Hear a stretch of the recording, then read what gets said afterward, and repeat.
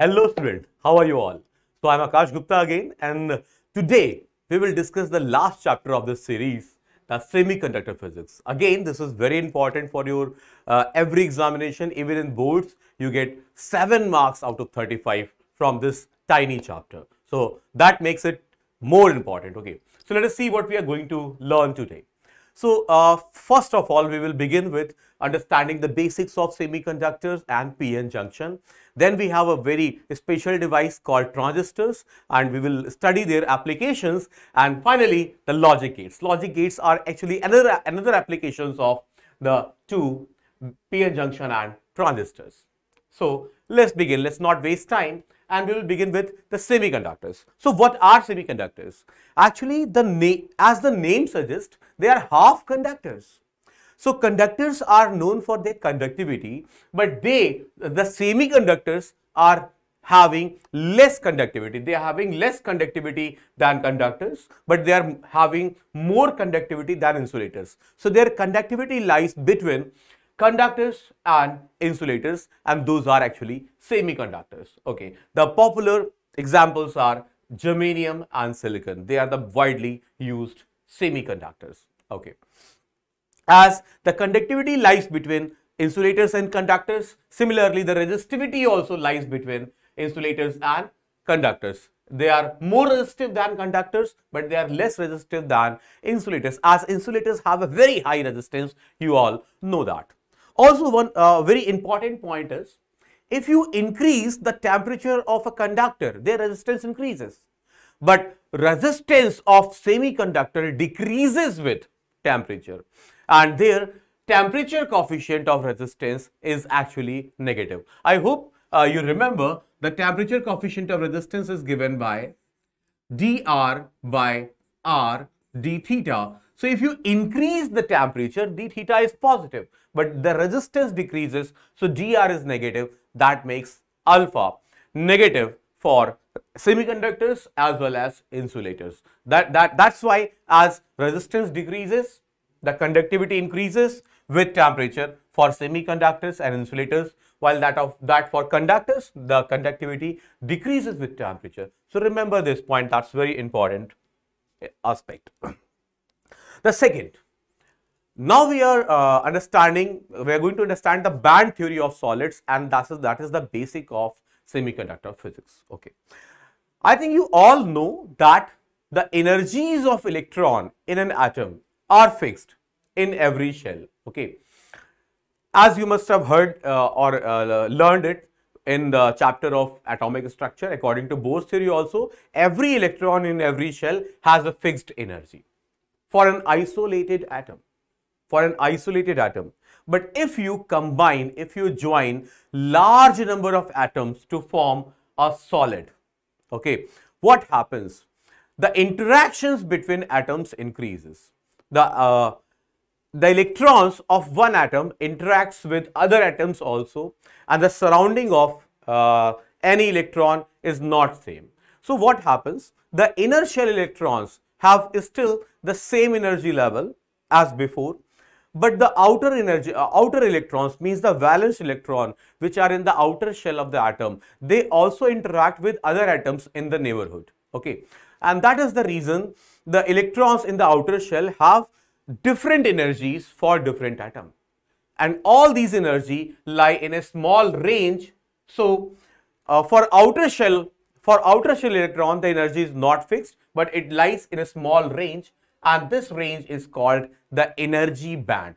Energy of inner electron is fixed, but energy of valence electron lies in a small gap, a small range, and this range is actually called energy band.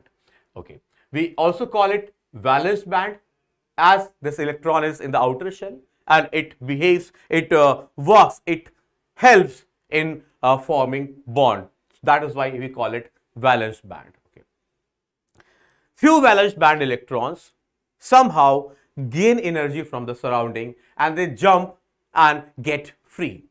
If they get free, we say these electrons are in conduction band. Why in conduction band? Because those electrons which are free, those two do not have a fixed energy. They too have a range of energy, and range of energies of free electron is called the conduction band. Okay, so the electrons which are free, they lie in conduction band, and the electrons which are orbiting in outer shell, the range of energies is called valence band. So always remember this point. The energies of outer shell electron and conduction electron are not fixed, or the free electron are not fixed. They have a continuous range. They have a range, and this range is called conduction band for free electrons and valence band for outer shell electrons. Okay, so that is the energy levels. Okay, so according to energy levels, we can understand the difference between insulators, conductors and semiconductors. If we talk about conductors, for conductors, the conduction band and valence band are overlapping. The energy is such that if the valence band is here and conduction band is here, they overlap. The energy difference between them is almost zero. Actually, the difference of energy between a valence band and conduction band is called Eg, or the forbidden energy band. Okay, or simply the forbidden gap. Okay, so this forbidden energy band or the forbidden gap is zero for conductors. Electron need almost no energy to go from valence band to conduction band. So you can assume every electron which is in valence band is almost free. It can anytime jump to conduction band without getting any energy. So you can also always assume every electron in valence band is almost in conduction band, and that is free to move. And that's why, that is the basic reason of the high conductivity of conductors. Okay. So all metals, you know, are conductors. Metals have usually only one electron in their valence band, and that too is almost free. That is also in conduction band. So they participate in conduction of electricity, and we now understand what is the basic reason for conductivity, high conductivity of conductors. Okay, but if we talk about insulators, the valence band and conduction band are far apart. The gap between them is more than 3 electron volt. And if you heat it, even heating to a very high temperature is also not sufficient to give electron in valence band sufficient energy to reach in conduction band. That is why all the electrons, mostly the electrons, lie in valence band. The outer shell electron lie in valence band. There are no conduction band electrons, and conduction band is completely empty in insulators. And if conduction band is completely empty, you know why insulators do not conduct electricity, because they do not have free electrons, because the energy gap, because the forbidden gap is quite high. So electrons cannot go to conduction band. So every material like wood, glass, plastic, etc., they have insulators. Insulators have their own properties and application. Okay. Now we talk about semiconductors. Initially, if you look at them, they look like insulators, but they are actually not. The forbidden gap for semiconductors is actually quite small. It is of the order of only 1 electron volt, and 1 electron volt is such a small energy that if you just give heat to the substance, even by heat, the electrons in valence band somehow gain energy and come into conduction band. Okay, so therefore the semiconductor's valence electron can easily come to conduction band if given energy, and they can participate in conductivity, in electrical or heat conduction. That is why their conductivity lies between those of conductors and semiconductors. And the best example of semiconductors are germanium and silicon, as I already told you. Okay, so let us first understand what are intrinsic semiconductors. So they are of not much use, but they are the basics of entire semiconductor physics. Intrinsic semiconductor, by intrinsic semiconductor we mean they are the purest semiconductors. So actually, as I told you, the silicon and germanium are the best semiconductors. So fourth group elements are actually semiconductors. They have 4 electrons in their outermost shell, and the 4 electrons in their outermost shell form covalent bonds with other germanium atoms. If we take the example of germanium sample, one germanium atom makes covalent bond with 4 other germanium atoms, And in each bond, it is a pi bond actually. In each bond, 2 electrons, one from one atom and one from other atom, participate. So this makes a bond. Okay. So this is the basic model of intrinsic semiconductor. This is the purest. No impurity is being added. So this is called intrinsic semiconductors. If we study about intrinsic semiconductors, all the electrons here are basically in valence band.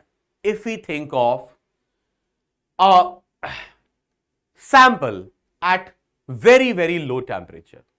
So if you assume, ideally, if the temperature is 0 Kelvin, assume the temperature is 0 Kelvin, all the electrons lie in valence band. And there are no electron in conduction band. And at 0 Kelvin, semiconductor is as good as insulators. Right? Insulators, because there are no electrons in conduction band. But when you increase temperature by giving heat to semiconductor sample, the electrons in valence band gain some heat, and by this energy they jump into conduction band because the forbidden gap is small, and few electrons leave valence band. Few electrons leave valence band, jump into conduction band and start cooperating, or you can say start acting as free electron and start conducting electricity, right? Okay. So this is the basics of semiconductor, that few electrons conduct electricity. But also there is a very important point. When electron from valence band jump to conduction band, when electrons from valence band jump to conduction band, they leave a cavity here. They leave a cavity here, and this cavity, that is means the absence of electron, plays a tiny particle similar to a positive charge, because it is a vacancy of electron. So it behaves like a positive charge, and this positive charge, or the vacancy of electron, is called hole. And I will tell you how the holes are also responsible for electric conduction, though they are in valence band, but they too conduct electricity. So in semiconductors, holes and electrons both conduct electricity. Electrons in conduction band conducts electricity, and holes in valence band conduct electricity. Obviously, if we take the example of an intrinsic semiconductor, a pure semiconductor, the electrons leaving valence band, suppose they are n, so there will be exactly n holes in valence band. Okay. Therefore, in intrinsic semiconductor, number of free electrons or free electron density, number of holes or hole density, they are exactly same for intrinsic semiconductor. For intrinsic semiconductor, these are exactly equal, and we also call it Ni, that is charge density for intrinsic semiconductor, right? Ni. Okay. So this we have learned about intrinsic semiconductor. They are pure kind of semiconductors, right? But if we add some impurity, if we add some relevant impurity to intrinsic semiconductors, they become extrinsic semiconductors. They become extrinsic semiconductors. Always remember, in extrinsic semiconductors, some external impurity, some relevant external impurity is being added, and the process of adding impurity is actually called doping. Always remember. So process of adding impurity is called doping. And by doping, we actually make mainly two kinds of semiconductors. One is p-type semiconductors and one is n-type semiconductors. Let us study them briefly. What are p and n-type semiconductors? Okay. So let's begin with the p-type semiconductors. Okay. Suppose we take the model of a germanium sample and we add a impurity whose atoms have only 3 electrons in the outer shell.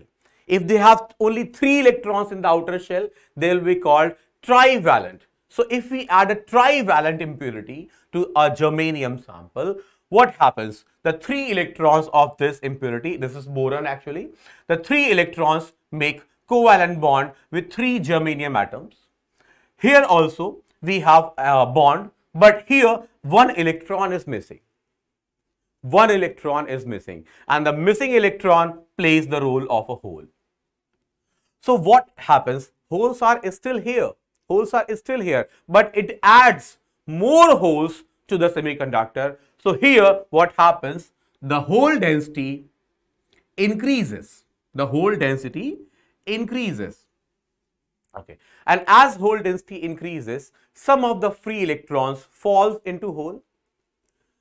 And if some of the free electrons fall inside hole, the electron density decreases. So ultimately, if we add some impurity, the hole density is much larger than electron density in p-type semiconductor. Okay, as in p-type semiconductor, we have holes. So we have majority carriers as holes. Carriers means which conduct electricity. So holes and electrons both conduct electricity. As here we have majority carriers as holes, and holes are positively charged. So we can say we have positive charge carriers as majority carriers, and because of this positive charge carriers, we call it a p-type semiconductor. Remember this point. So as I said, the hole density is much larger than electron density. If we add some doping, or if we add some trivalent impurity to a pure semiconductor, the number of holes increases, number of electrons decreases.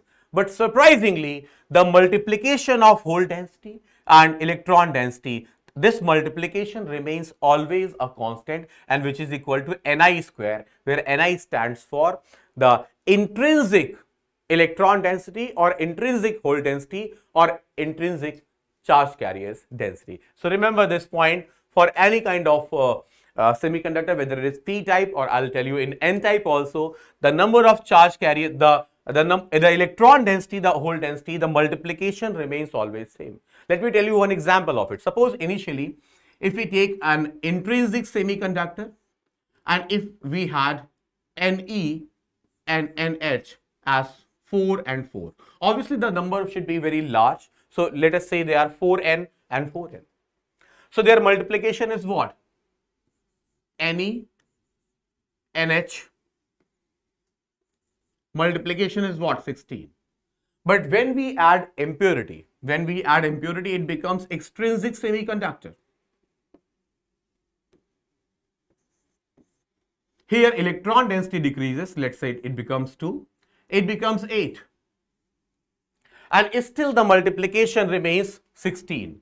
So can you see? Here we have total charge carriers as 4 plus 4, only 10, only 8. But here we have the number of charge carriers as 2 plus 8, 10. We have 10 charge carriers. So charge carriers are increasing. But the multiplication is constant, but the total number of charge carriers are increasing, and that is why the conductivity, the electrical conductivity increases. If we dope it a little more, if we add some more impurity, so the electron density further decreases. Suppose it becomes 1 and hole density increases to 16. And now still you can see the multiplication is constant 16. But now you can see the number of charge carriers has gone up to 17. So if you add impurity, what happens? The total number of charge carriers increases, but the multiplication of hole density and electron density, this multiplication remains always a constant, equals to Ni square. Always remember this. Okay, so now we talk about n-type semiconductors. What are n-type semiconductors? Suppose in an intrinsic semiconductor, in a pure semiconductor, we add a impurity whose atoms have 5 electrons in their outermost shell. This type of impurity is called pentavalent impurity, and the common examples are arsenic, antimony, etc. Okay, bismuth, phosphorus, arsenic, etc. Okay. So if we add a pentavalent impurity, what happens? If we add a pentavalent impurity, its 4 electrons make covalent bond with semiconductor atoms and 1 electron is free.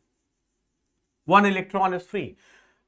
This electron is not of any germanium electron. This electron comes from arsenic electron. So adding this impurity actually increases the number of electrons. So number of electrons, the negative charge carriers increases, and negative charge carriers, some of the negative extra charge carriers fall into hole and recombine, and therefore the number of hole density, you can say the hole density decreases. So here we have the majority charge carriers as electron, and majority charge carrier density means electron density is much higher than hole density, but still their multiplication is constant. Remember, their multiplication is still a constant. For whether it is n type or p type, the multiplication is constant, and for any kind of material or doped material, we have Ne times NH equals to Ni square. This is very important point. You may see question on it. Okay, so let's move. Actually, I already told you this is called energy band diagram. Okay, energy band diagram.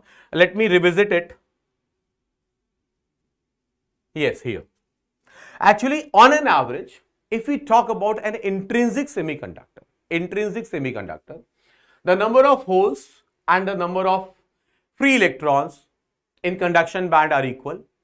They both have almost equal energy, and if they both have almost equal energy, if we take the average of this energy, we reach on a level which is actually the average of the valence band energy and the conduction band energy, and as the energies are equal, this lies in the middle, exactly in the middle.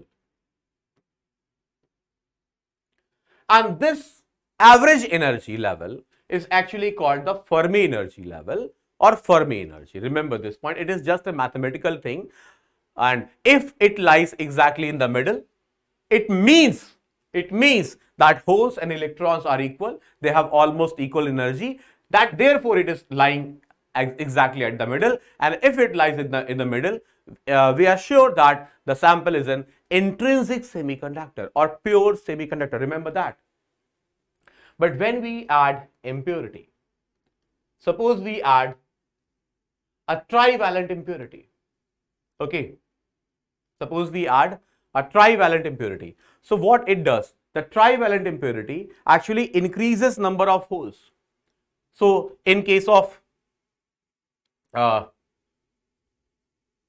trivalent impurity, the number of holes are actually more than the number of free electrons. Let me draw few more holes here, as they are shown less. So we have simple valence electrons in the valence shell, which are usually there, but they do not participate in electricity conduction, but holes participate in electricity conduction. Okay, so these are holes, and as they are in p-type semiconductor, as the number of holes is larger than number of electrons, I have also shown the number of holes are larger than free electrons.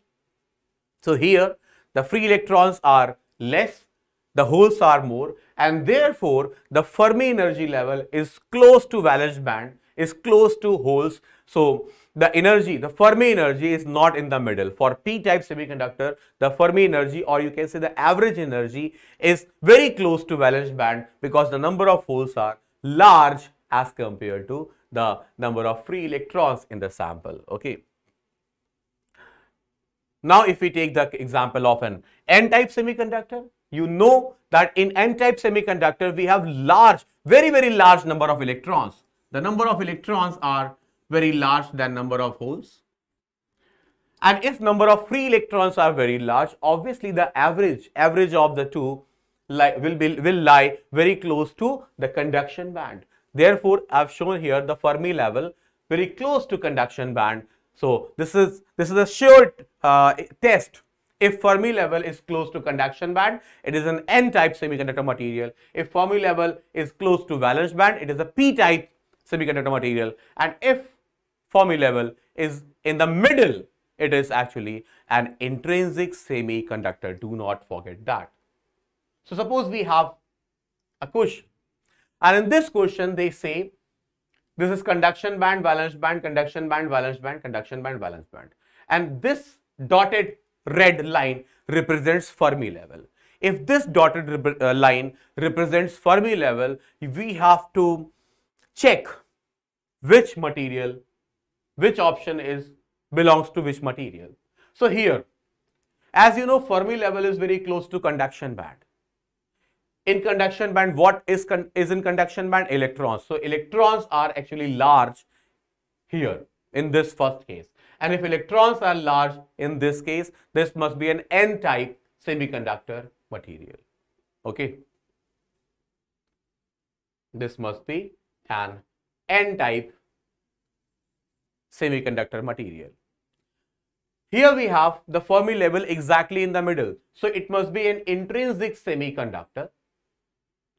And here in this case we have the Fermi level very close to valence band. It means holes are much larger than electrons, and if holes are much larger than electrons, it must be a P-type semiconductor. So we have N-type, intrinsic and P-type. So the first option is obviously right. We have N-type, then we have intrinsic, and then we have P-type semiconductor material. Okay. So I hope you have understood the concept of energy band diagrams, and let us now understand the conductivity of semiconductors, because this is the main feature of semiconductors. They are half conductors. Okay. So what contributes to conductivity? As I already said, the holes also participate in electricity conduction. Electrons also participate in electricity conduction. So suppose we have a sample of a semiconductor. It has holes also, and it has electron also. So the filled dot is actually electron, and the hollow dot is, say, holes. Hole, electron. If we apply some electric field, what happens?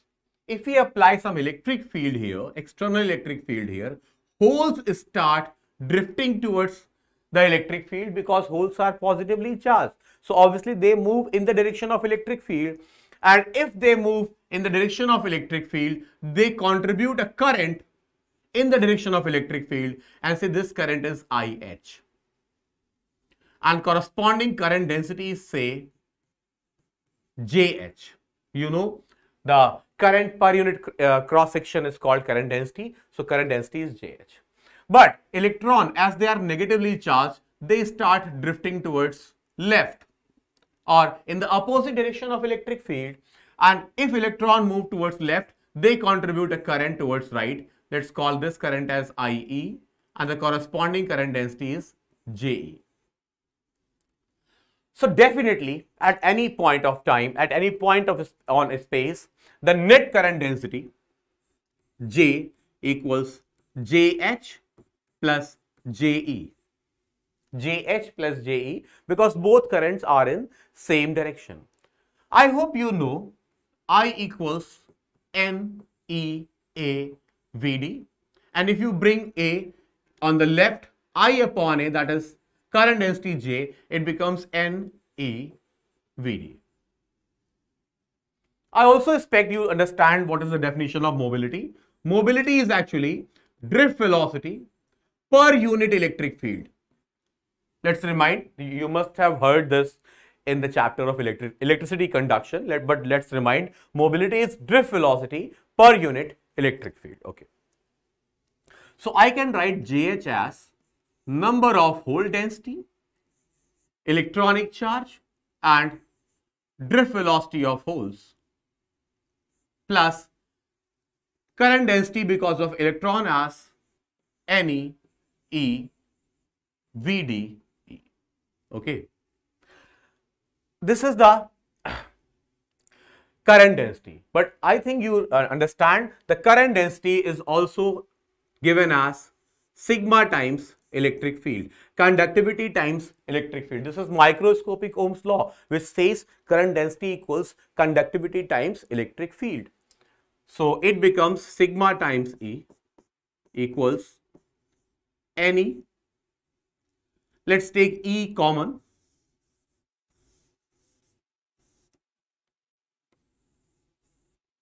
Yes.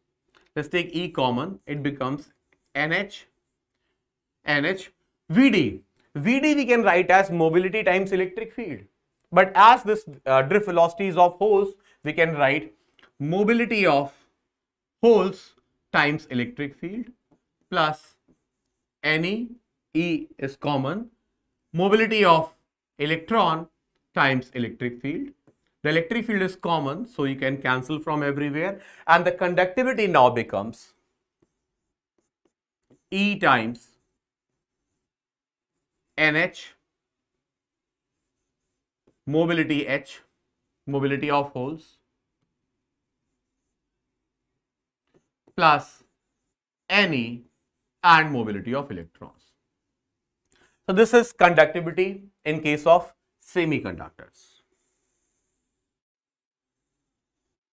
If we have a N-type semiconductor, you know that in N-type semiconductors, the number of holes are very small. The number of holes are very small. The number of electrons is very high. And if number of electrons is very high, obviously the conductivity is all because of electrons. The conductivity is all because of electrons. So let me write the net current or current density.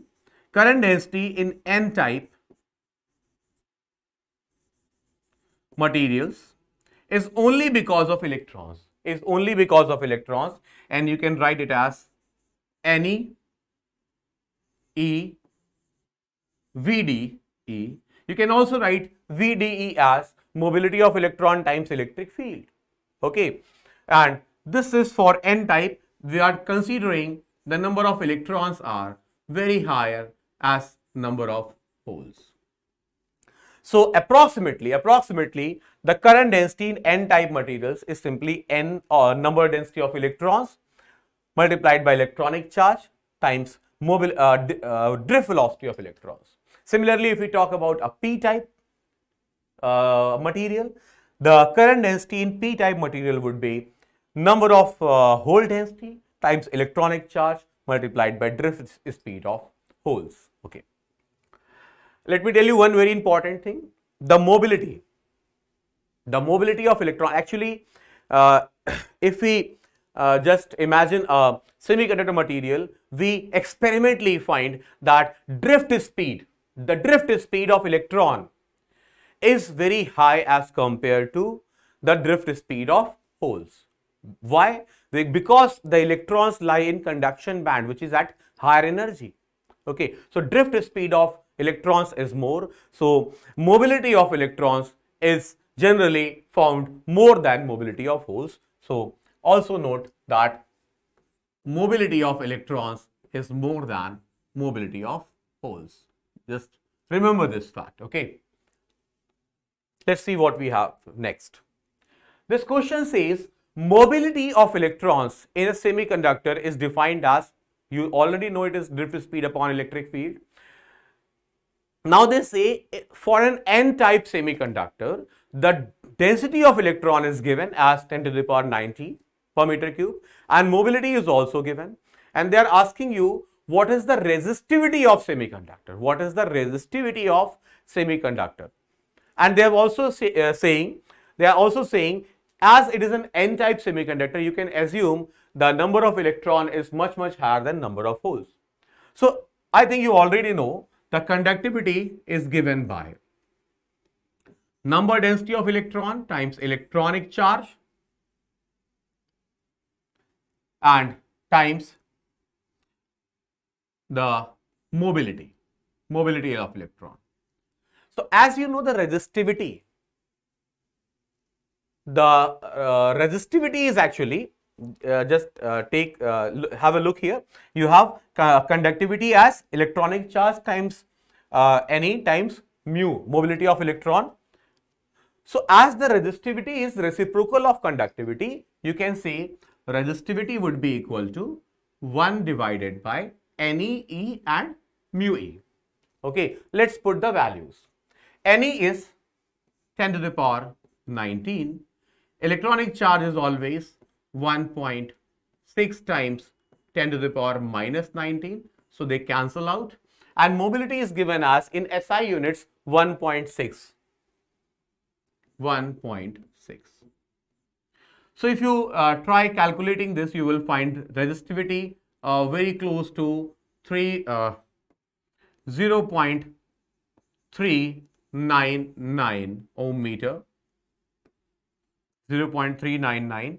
So if you check the options, you will find the best option as 0.4 ohm meter because it is very close to our calculated answer. So the correct choice is option C. Let's move. The next question says the electron concentration in an N-type semiconductor is the same as hole concentration in a P-type semiconductor. So we have one N-type semiconductor, we have one P-type semiconductor, but the electron concentration in N-type and hole concentration in P-type is exactly same. They are asking us the same electric field is applied in both. If same electric field is applied in both, we have to compare the currents in them. So as you know, the current I, or if you just talk about the current density is equal to N E Vd. And to Vd you can write E times mobility mu. But as the question says, in both sample we have same electric field and we have same equal majority carrier density. But as I told you, the mobility of electron is higher as compared to holes. So because of this mobility of electrons is higher than mobility of holes, we have the current density in N-type material is higher than the current density in P-type material. So obviously the current in N-type would be more than current in P-type because of higher mobility of electrons. So obviously the C is your perfect choice. So let's move for, let's see what we have next.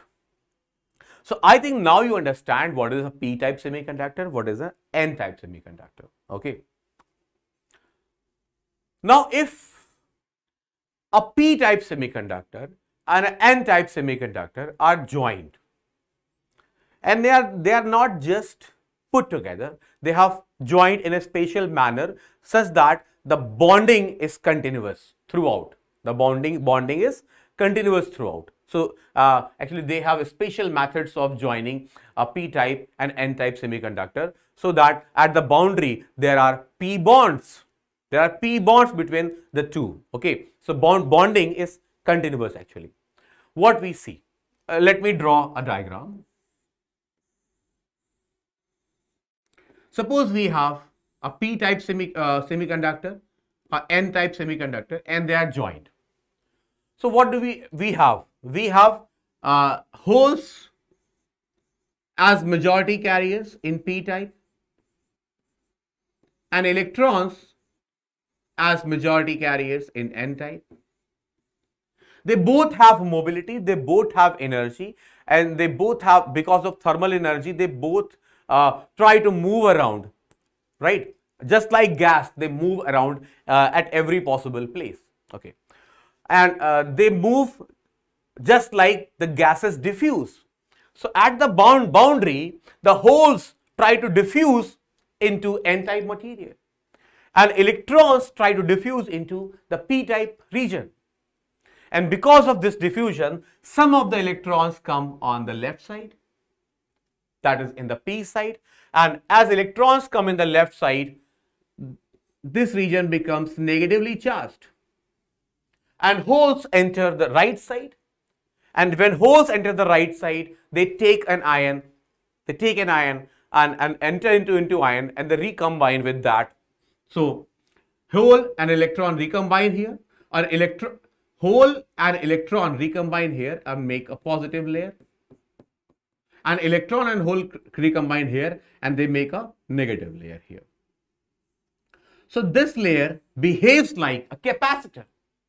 We have a positive charge layer, we have a negative charge layer, right, like this, and we also have an electric field from positive to negative charge, and corresponding to this electric field, if you multiply this electric field with the width of this layer, the E times D give you V, and B is called VB is called the barrier potential, and this layer is known as depletion region. So we have a depletion region. Depletion region is not this wide as shown in the diagram. Depletion region is very, very thin as compared to the thickness, the sizes of the N-type and P-type. Depletion region is very, very thin, always remember. But in depletion region, we have actually electrons combined with holes here and holes combined with electrons here. Okay, we have a negative layer here, we have a positive layer here, and this depletion region has a potential difference, and this potential difference is VB. The VB is actually the electric field divided by the width of this depletion region. Okay, so this depletion, the concept of depletion region is very important. So understand this. Let me tell you once more how this depletion region forms. So when holes, suppose yes, we have majority carriers as holes here. Holes when diffuse into the N-type, the holes combine with electrons here and they form a positive charge layer, and electrons when diffuse into P-type, the electrons fall into hole and just recombine and form a negative charge layer. Okay, so this becomes a negatively charged layer and this becomes a positively charged layer. This behaves like a capacitor, and from positive to negative charge we have an electric field. If we multiply electric field with the width of this layer approximately, we get a potential difference, we get a barrier potential difference, which is equal to E multiplied by D. Yes, E multiplied by D. And let's now move to next slide. So about this depletion region, it is all written here. So in this depletion region, two very important phenomena occurs. After this depletion region forms, let me draw again. After this depletion region forms, in the depletion region we have electric field due to barrier potential like this, and we have holes here and we have electrons here. If now a hole tries to enter N-type region or electron tries to enter P-type region, the electric field opposes this. As you can see, if hole tries to go to the right, the electric field will push it back on the left, and again electron will be pushed by electric field on the right. But still, if holes and electrons are energetic enough to cross this barrier potential VB, they still diffuse into each other's region. And if hole goes towards right, electron comes towards left, they both contribute a current towards right. So still here we have a current, and this current is called diffusion current. So diffusion current is because of still diffusing electrons and holes into each other's region, and this is called diffusion current. Okay, that this diffusion current is always from P side to N side, always remember. And this diffusion current is because of diffusion of majority carriers into each other's region. Okay, so everything is written here, please read. And we will now discuss another current which is called drift current. So what is a drift current? Let me take the help of this region. As I tell you, in the depletion region, there are many holes and electrons combined. So suppose here we have a hole and electron combined. Now see, if we have here a hole and electron combined, so you can say this cross is a combination of a positive charge and a negative charge. As this electric field pushes this positive charge towards left and negative charge towards right, because of this barrier potential, some of the combined hole and electron pair may break, and if they break, hole will be pushed towards left and electron will be pushed towards right. And can you see, this pushing is exactly opposite to diffusion, the flow of diffusion. So because of this you can say generation of electron hole pair, we have an opposite current towards left, and this current is called drift current. And obviously, according to the basic energy principles, at equilibrium, if we have a simple p-n junction, there will be a diffusion current going from P to N side, and there will be a drift current going from N to P side. The two must be equal, so there is no net current in the p-n junction. So always remember this. There are two currents, the diffusion current and drift current, but they are almost equal. How diffusion current comes into picture? By diffusion of holes and electrons into each other's region. And how drift current comes into picture? It is because a combined electron hole pair sometimes breaks into a separate hole and separate electron, and these are pushed by this electric field, hole on the P side and electron on the right side, and because of this direction we have a diffusion current, drift current towards P side from N side. So these are diffusion current and drift current. Okay, let us see their effect when we bias them, when we apply some potential difference across a p-n junction.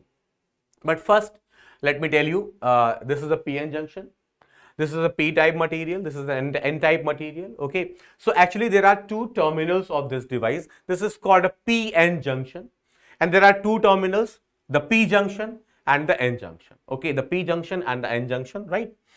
Okay, this big region is actually depletion region, but understand this region is actually very thin. Okay, and the electric field is actually the barrier potential upon width of depletion region, or you can say VB is equal to E times D, as I told you. The symbol for p-n junction is simply this. We have a triangle followed by a line. This is the symbol of p-n junction. The triangle, the base of the triangle is actually the base of triangle shows the p type and the line shows n type. Okay, the base shows p type and this line shows n type. So this is the symbol of p-n junction, and the p-n junction is also called a diode. So always remember, this is p type and this is n type. Okay, remember this. So now comes the very important point, the biasing of diode or biasing of p-n junction. There are two kinds of biasings. One is forward bias and one is reverse bias. Okay, so what is the forward bias? If we apply a battery, and positive terminal, try to remember the positive.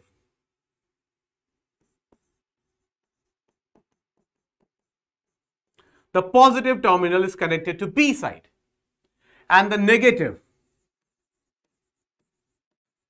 terminal connected to N side.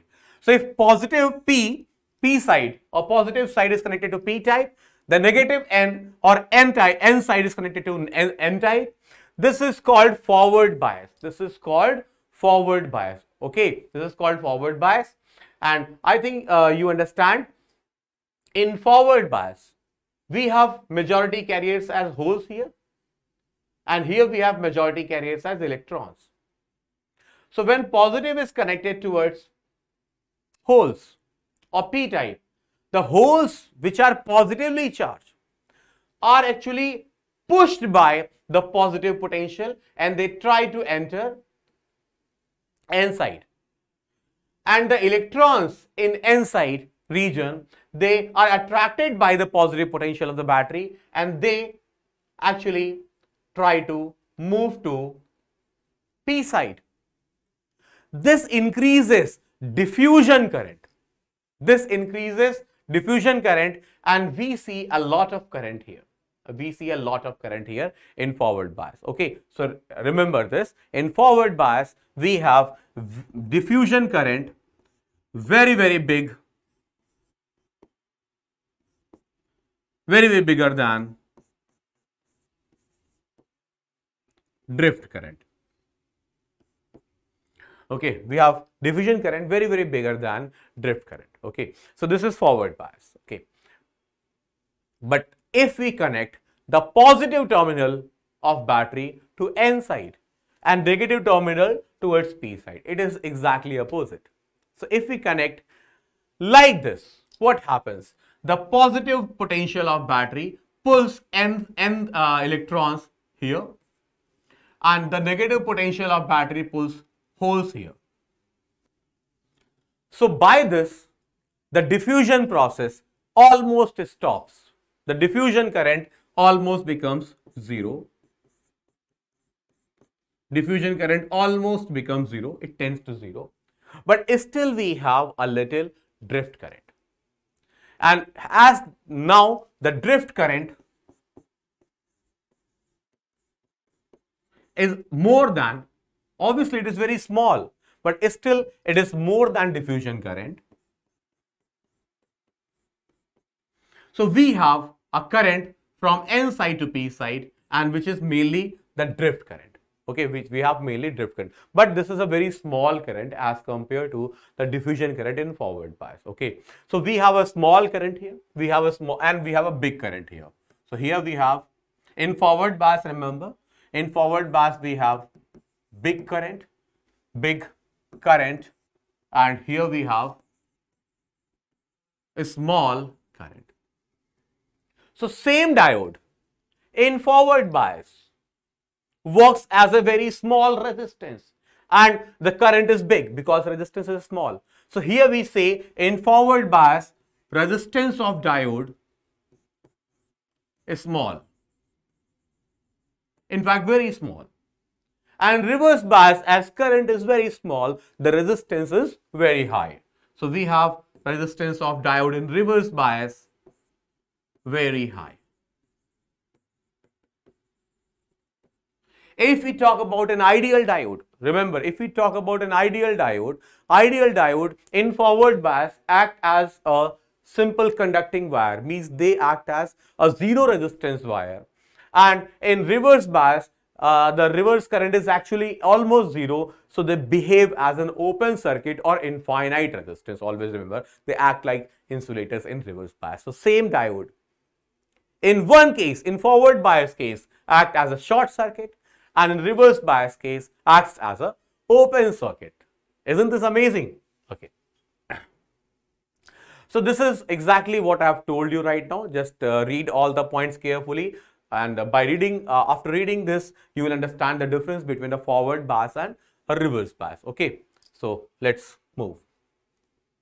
Again, study it carefully, and we will understand the main point, the application point of this PN junction. Okay, so suppose we have a diode here. Okay, we have a diode here, we have a resistance here, and we have a battery here. Can you see the positive potential is connected to P side? So obviously it is in forward bias. And if it is in forward bias, the diode acts as a very small resistance. Okay.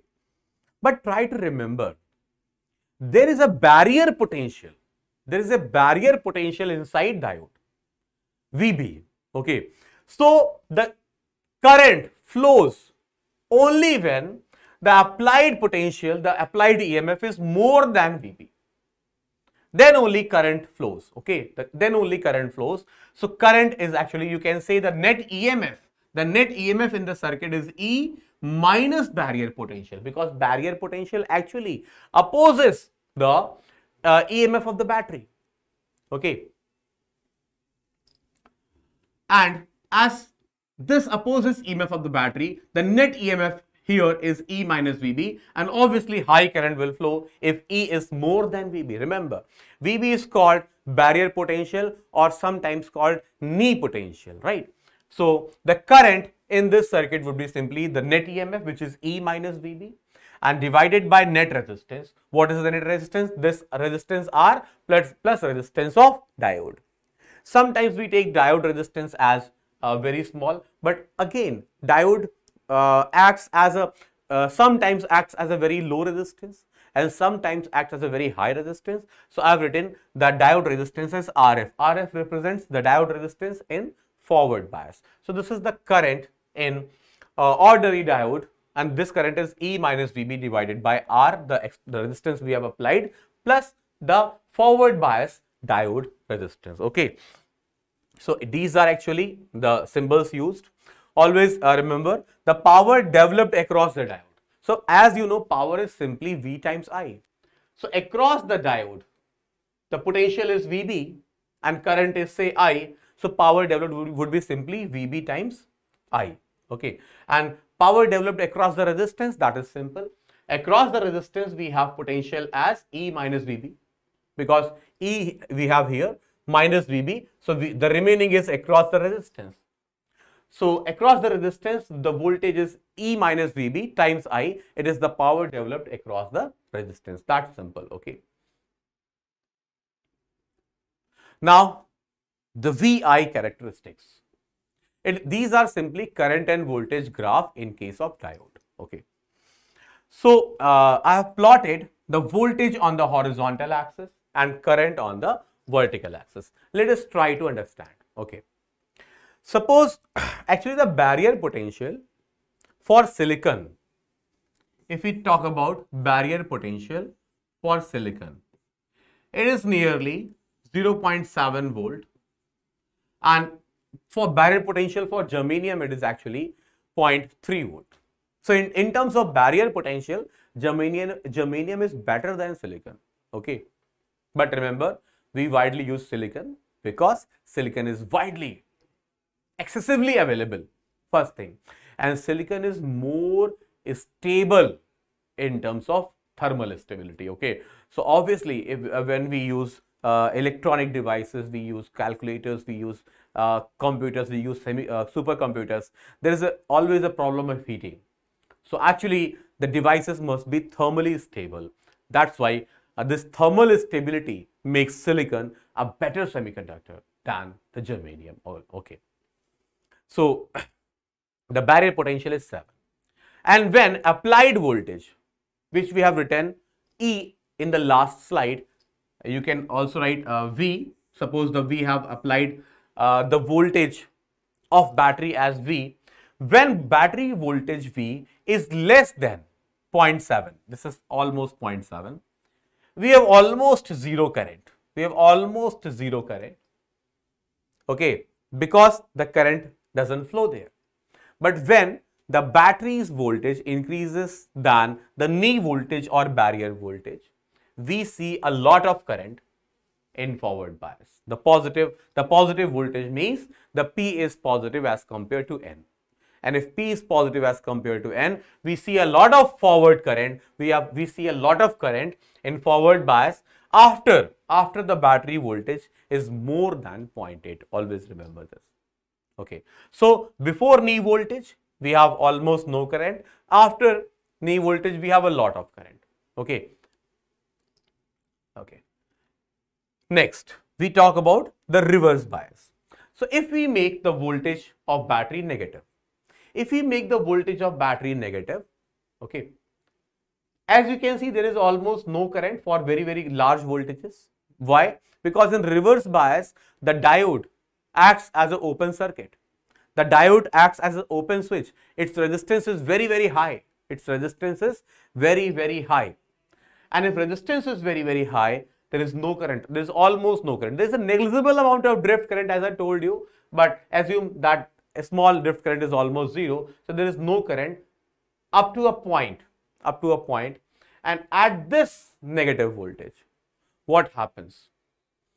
At very high negative voltage, we see a very special phenomenon, and that is called breakdown. What happens here?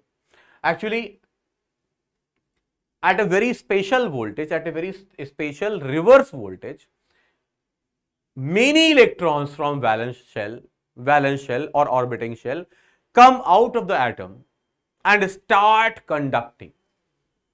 And when lots of free electrons come in picture, there are huge currents in the device.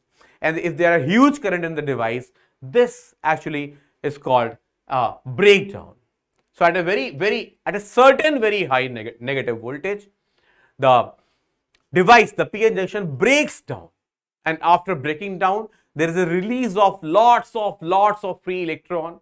And after this release, the device becomes almost conducting, and we see a lot of current, lot of reverse current. Okay, so this is called breakdown voltage, VP. Okay, so this is the VI characteristic of a diode. Okay, so let us see and solve few questions based on this.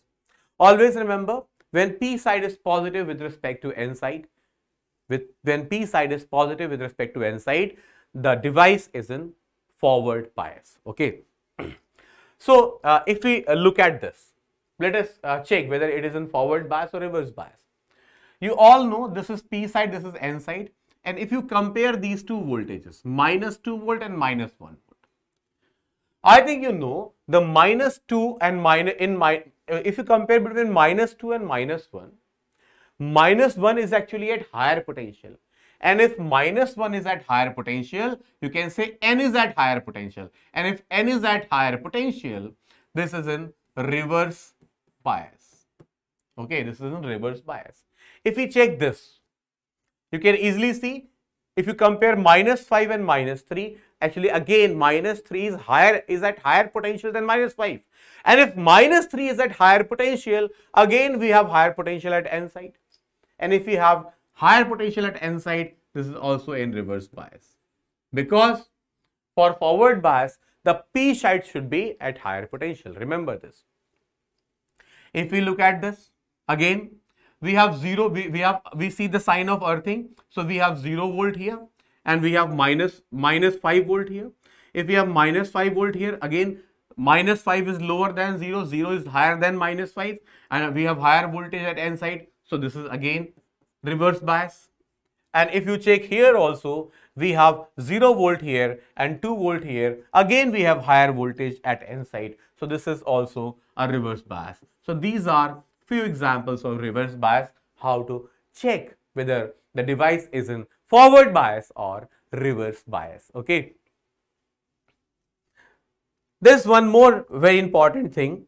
When we apply a forward bias across a PN junction, the depletion region slightly decreases. The width of depletion region slightly decreases, and in reverse bias, the width of depletion region slightly increases. So always remember this point. Because of lots of diffusion current flowing, the width of diffusion current decreases slightly in forward bias, and as the P type holes and electrons are pushed away from depletion region in reverse bias, we have an increased width of depletion region in reverse bias. Okay, so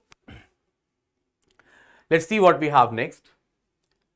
In this question, which is a 2011 question in NEET, they say in the following figures, the diodes which are in forward bias. So let us recognize. First you see, we have P side at +10 volt. Can you see that? And N side at +5 volt. The both potentials are positive, but this is at higher potential. So as the P side is at higher potential, this is in forward bias. Okay. Let us see here. We have N side at 0 potential and P side on minus 10 potential. So we have P side on lower potential. So this is in reverse bias. Let us see here. We have minus 12 volt and minus 5 volt. In minus 12 and minus 5 is at higher potential and we have higher potential at P side. So this is in forward bias. Okay, it's very simple, isn't it? And here we have P side at 0 and N side at plus 5. So we have, obviously it is in reverse bias. So we can easily see the option A and option C are in forward bias. So option B is your correct choice. Next. Here in this question they say, if a small amount of antimony is added in germanium crystal. Antimony, I think you know antimony is a 5 valency atom and it has a pentavalent atom. It has 5 electrons in its outermost shell. 4 electrons only will form a covalent bond with other germanium atoms. So 1 electron will be free, and if 1 electron is free to roam around, it becomes a N-type semiconductor. So let us read the options. It becomes an acceptor atom. No, it is a donor atom because it is giving at electrons. So it is a donor atom. It is wrong. There will be more free electrons than holes in the semiconductor. That is correct. Because the donor antimony is giving out free electrons, obviously there will be more free electrons than holes in the sample. Its resistance is increased. The doping always increases conductivity. And if conductivity increases, the resistance decreases. So this is wrong. It becomes a P-type. No, it becomes an N-type. So option B is your perfect choice. Let's see the next question. It says in the forward biasing of the PN junction. In forward biasing of the PN junction, obviously, it's very simple. Let me read the right option only. Obviously, the positive terminal of battery is connected to P side and negative and depletion region becomes thing. You all know that the positive is connected to P type, the negative connected to N type obviously, and depletion region shrinks in forward bias. So C is your perfect choice. In reverse bias, depletion region thickens, but in forward bias, the depletion region thins. So over to next question. Here they say the energy band diagram of a material is shown. The open circle are holes and the filled circles are electron. So we have few electrons and we have this. Okay. So we have 2 holes and 2 electrons. But they have shown Fermi level very close to valence band. So as we can see, there are 2 holes and 2 free electrons. So if there are exactly 2 holes and 2 free electrons, if they have exactly 2 holes and 2 free electrons, it cannot be a P-type or it cannot be a N-type. So it is neither P-type nor N-type. So a P-type semiconductor? No. N-type semiconductor? No. Again, if you see here, as you can see, very few free electrons are there and lots of valence electrons are there. So because the free electrons are very less, it cannot be a metal, because metal always have almost negligible electrons in valence band. In metal, all valence electrons are almost in conduction band. So it is not a metal. If it is not a metal, it must be an insulator. Obviously, this is the B. B is your perfect choice. Okay. Over to next question.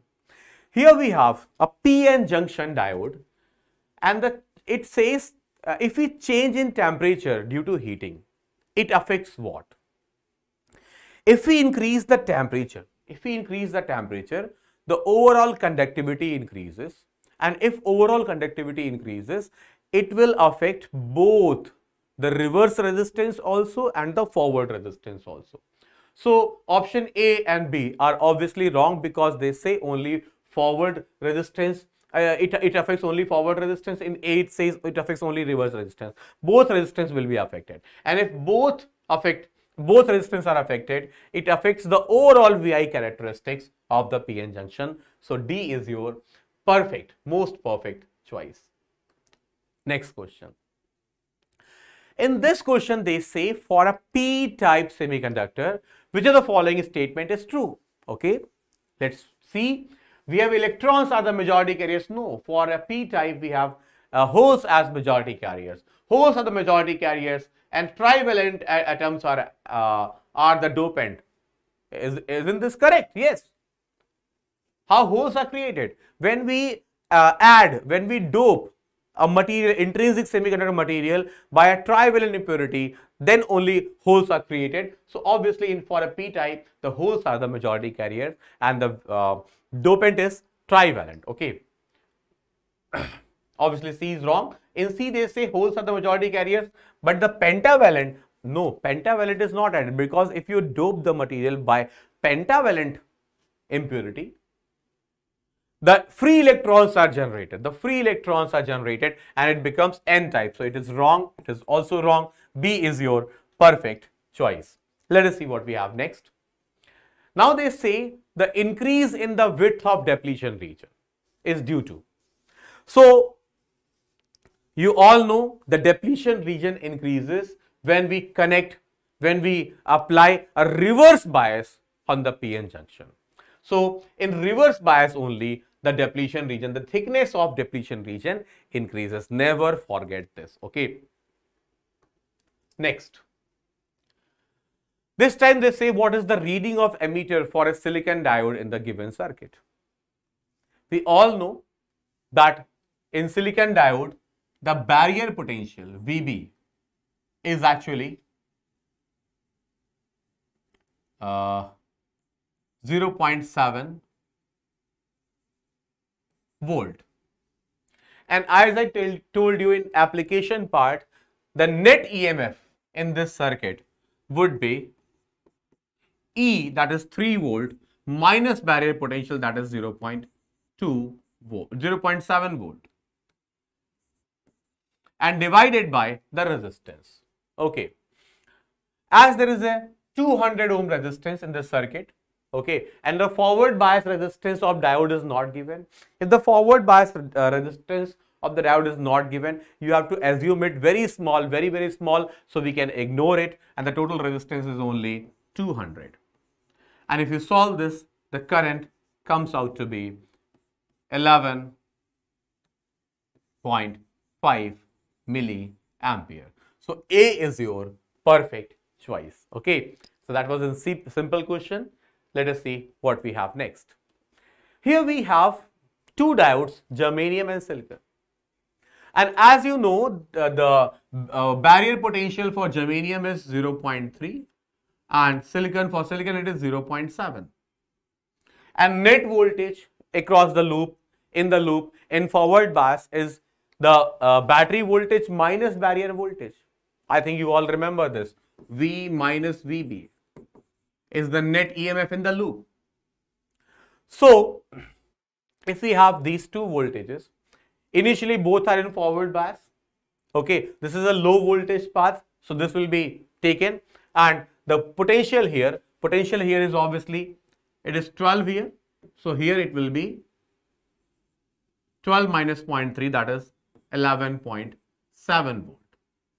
But when you flip the direction of germanium, it will become N on left side, P on right side, and it will become reverse bias because they are flipping. And if you flip it, it will become reverse bias. This will be only forward bias, and the potential of this point will be 12 minus 0.7, that is 11.3 volt. So there will be a decrease of potential here, V0, and the decrease is clearly 0.4 volt. And if decrease is 0.4 volt, option D is your perfect choice. Okay, let us see what we have next. Here in this problem, they say the current through 100 ohm resistance. Okay, the current through 100 ohm resistance. Ignore this W, actually it is ohm. So what is the current in 100 ohm resistance? Okay, can you see the positive potential of battery is connected to this P side. So this is in forward bias. And positive is connected to N side. So this is in reverse bias. So if this is in reverse bias, in the reverse bias diode act as an open switch. You can assume this is an open switch like this. And if this is an open switch, current will simply not go in this branch. So current will go into this branch. Okay. As the forward bias resistance of each diode is 50 ohm, in this loop we can see, as the barrier potential is also not given, we can assume the barrier potential as 0. So in this loop we have voltage as 6 volt and resistance as 100 plus 50 plus 150, that is 300 ohm. So the current obviously becomes 6 volt divided by 300 ohm, which makes 0.02 ampere. And if it is 0.02 ampere, obviously the option B is your correct, most correct choice. Let's see what we have next. Here they say potential difference between A and B. What would be potential difference between A and B? Let us see. As you can see, the positive terminal is connected to P side. So this is a P side, this is N side. And if P side is connected to positive terminal of the battery, the diode acts as a closed switch. It is in forward bias. So you can assume that it is a simple conducting wire. And if it is a conducting wire, okay, we can assume the potential of A as X and potential of this point also X, because it is a conducting wire. And we can assume the potential here is 0. So potential here becomes 30 volt. Now we apply KCL on here. So obviously KCL says the current going on this side, X minus 30 divided by 10, as all are in kilo ohms, we are putting just 10 here, 10 kilo ohm.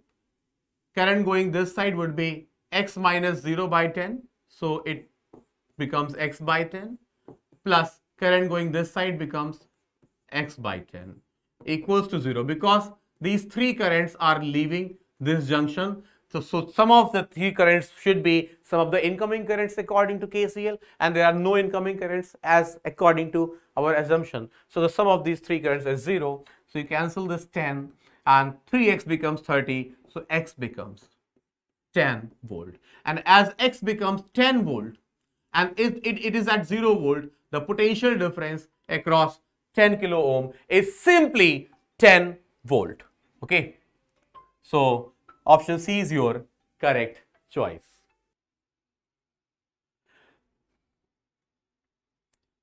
Next question.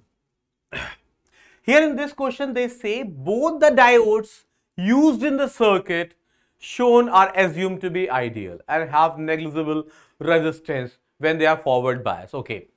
So as you can see, the voltage here, you can assume this as 0 volt. So voltage here is 12.7 volt and voltage here is 4 volt. So as this side the potential is higher than this side, obviously it is in forward bias, because here the P side is at higher potential, but here the P side is at lower potential, it is in reverse bias. And reverse bias, in reverse bias, what it does, it behaves like an open switch. Remember, it behaves like a open switch and it behaves like a closed switch. So if potential at this point is 12.7, we have a barrier potential here which is 0.7. So as barrier potential is opposite to applied potential in forward bias, here the potential would be V minus barrier potential, that is 12.7 minus 0.7, which is 12 volt. So potential at point A is simply 12 volt and 12 is your correct answer. Okay. Next question. Here they say what is the current I in the network. So we have to find current I here. Can you see this is positive potential of the battery, this is negative potential of the battery. And can you see the positive potential of the battery is connected to N side. So this is in reverse bias. And if we check this, we have P side connected to negative side of the battery. It is also in reverse bias. So they both the diode act as open switch. And if both act as open switch, current is actually flowing through this path. And if current is flowing through this path, the total EMF here in the circuit is 9 volt, because the barrier potentials are not in picture. There is no diode in forward bias here. And the total resistance is 5 plus 10 plus 5 plus 10, that is 30 ohm. So obviously the current becomes 0.3 ampere, and option B is your most perfect choice. Okay, let's see what we have next. This question. In this question, they say two identical capacitors are charged equally to a potential V0. So obviously they have CV0 charge initially. Can you see? Here positive terminal is connected to N side. So this is in reverse bias, and in reverse bias the diode acts as open switch. And here it is in forward bias, so this will act like a closed switch. So here there is no current, and if there is no current, this capacitor will not discharge at any point of time. And if it doesn't discharge, the charge on this capacitor is going to remain steady. So the charge on this capacitor is same, but this discharges, and if it discharges, you know RC as the time constant, and after one time constant the charge reduces to the total initial charge divided by the E. Okay, so in in first part we have the charge after this time CR same as initial, that is CV0. So QA is CV0, but after a time constant the charge becomes CV0 by E in the second, because it is discharging. Okay, so B option makes most perfect choice. So these were few questions based on diodes. Now we will learn the applications of diode, and the best application of diode is the rectification. So diode are the devices which allow only unidirectional flow of current. As current can flow only in one direction, diodes can be used as rectifiers. So we can use diodes as rectifiers, and let us see how. So we have actually three types of rectifiers: the half wave rectifier HWR, the full wave rectifier FWR, and the third is called bridge rectifiers, BR.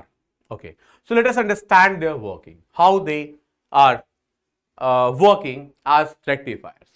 So we will first understand half wave rectifier. It is very simple actually.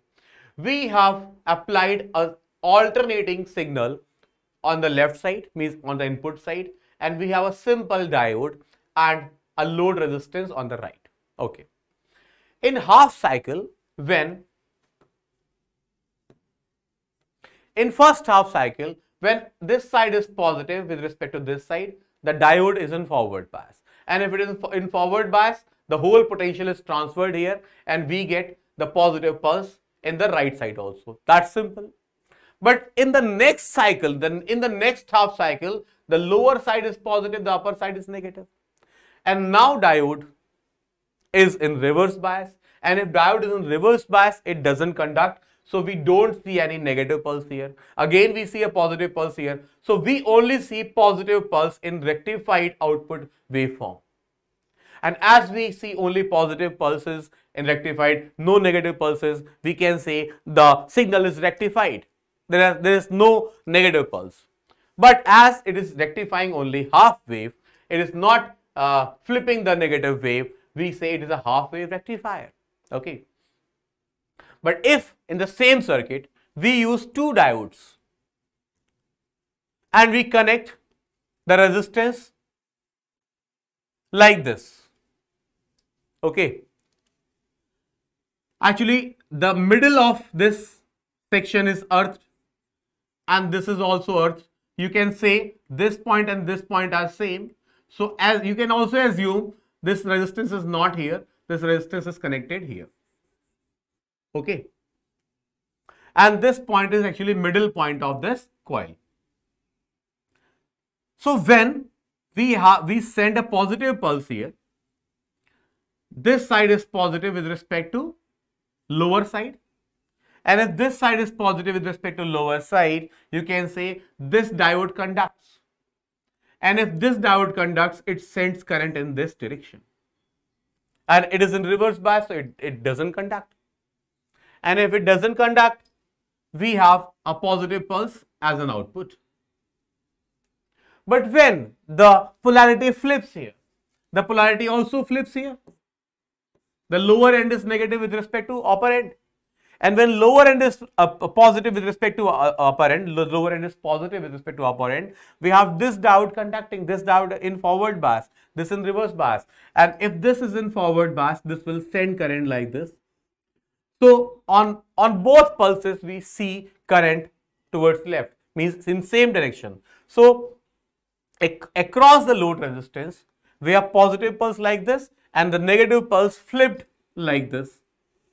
So it rectifies, or you can say it sends every pulse in positive sense on the output side. So it behaves as a full wave rectifier. It actually rectifies the full wave. It sends positive pulse also, it sends negative flipped pulse also on the right side, on the output side. So it is a full wave rectifier. And now we talk about the bridge rectifier. Okay. As you can see, the load resistance is connected here, and the load resistance is connected here and here. So you can assume the load resistance is actually here. Okay. When this end is positive with respect to this end, this and this conduct. And if this and this conduct, this conducts, they are in forward bias. And these two, D4 and D3, they come in reverse bias. Okay. And because they conduct, they send current like this, and we have load current like this. It comes back like this. Okay. And we have load current in downward direction. So we have when in first half cycle, you see, can you see in first half cycle the voltage is transferred on the load. Okay, and if upper point is positive, here also we see upper point positive, lower side negative, and current is going downward. These two diodes are conducting and these two are in reverse bias. They are not conducting at all. Okay. But what happens when, let me rub this off. Yes. What happens when this is negative, this is positive? When upper end is negative, the lower end is positive. Can you see?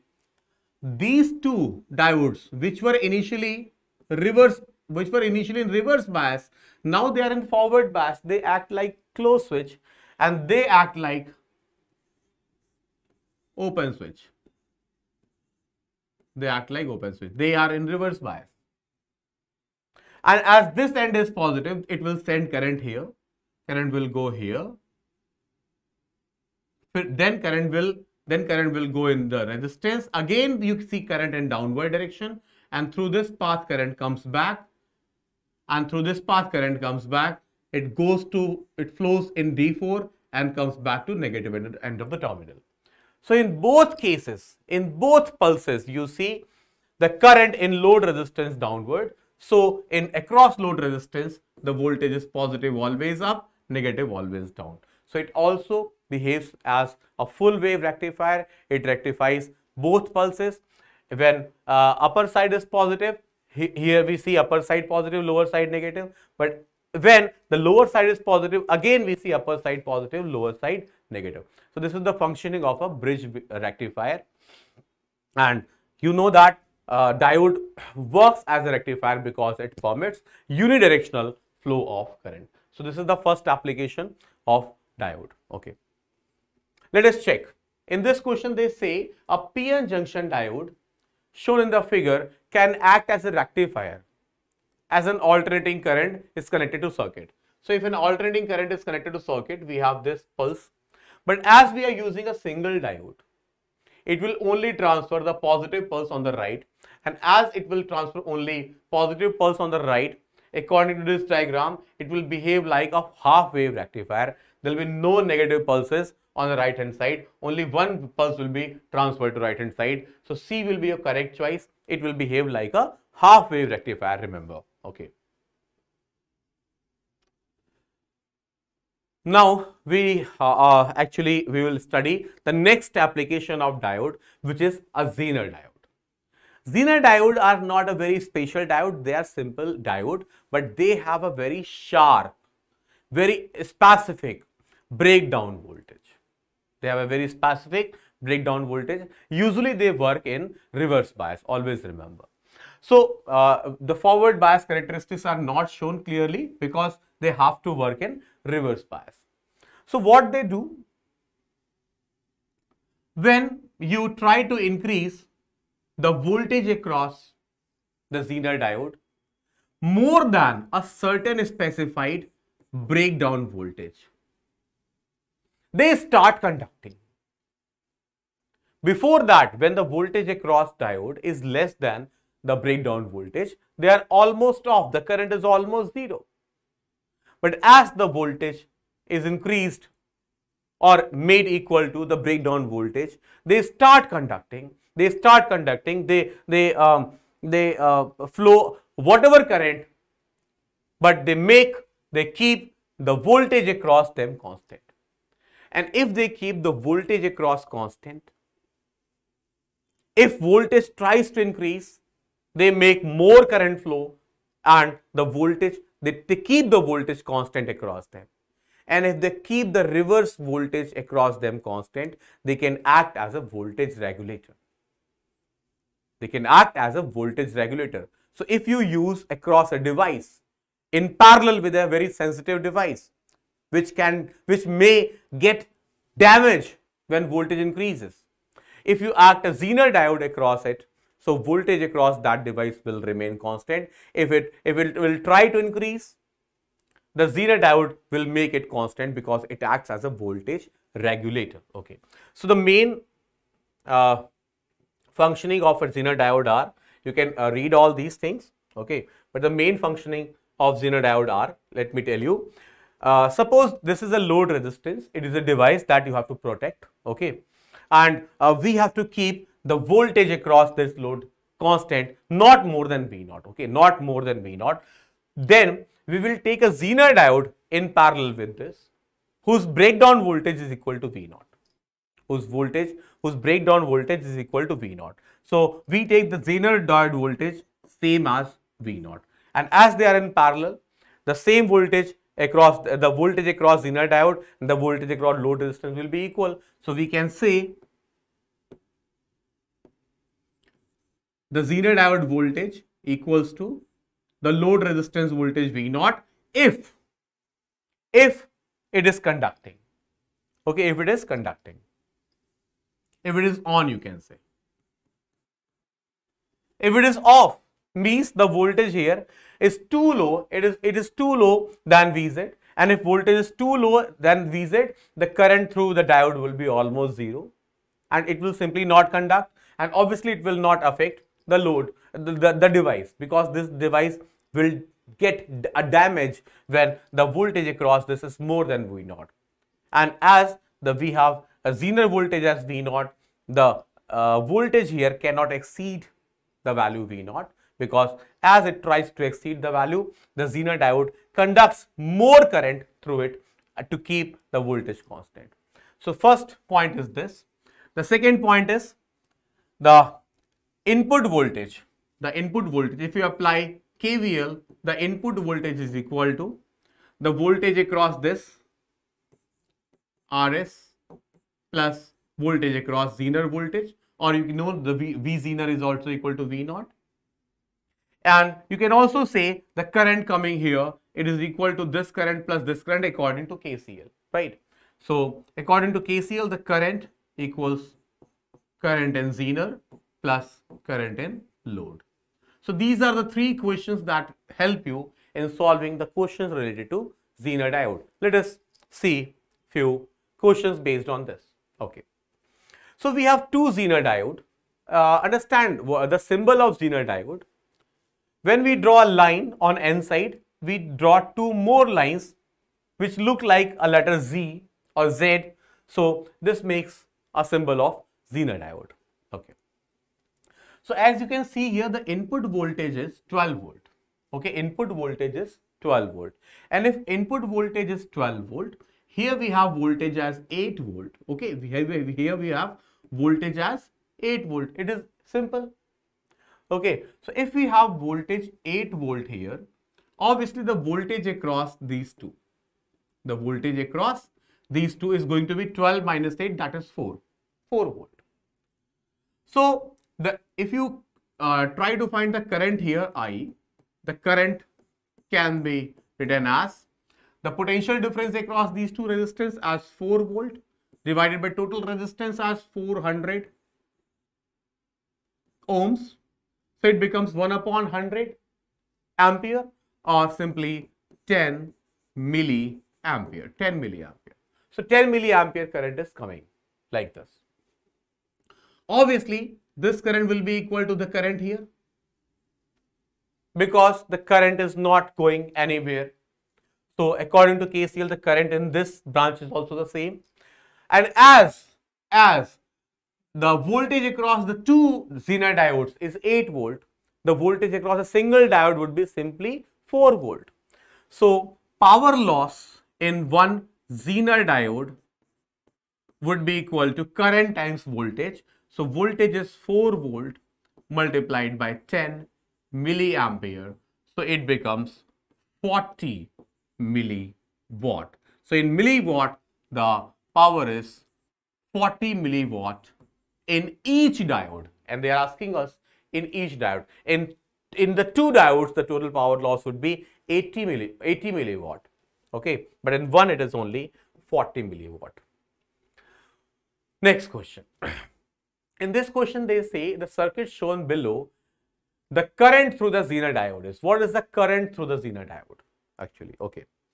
So first we will have to check whether the Zener diode is on or off. Okay. First we have to check. So suppose, let us take the Zener diode is off. First we take the case the Zener diode is off. If Zener diode is off, obviously in off conditions, it behaves as a reverse bias, and in reverse bias, the resistance is infinity. You can assume it to be open switch. And if you assume it to be an open switch, the current here would be 120 volt divided by 15 kilo ohm.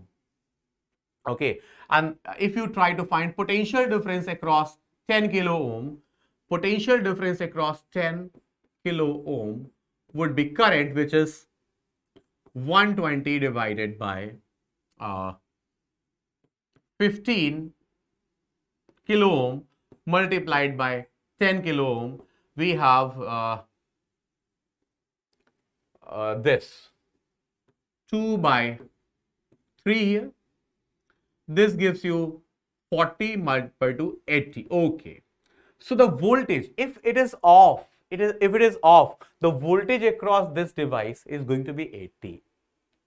Means 80 volt is applied here. And you know that if voltage across Zener is more than the specified, it breaks down, it conducts.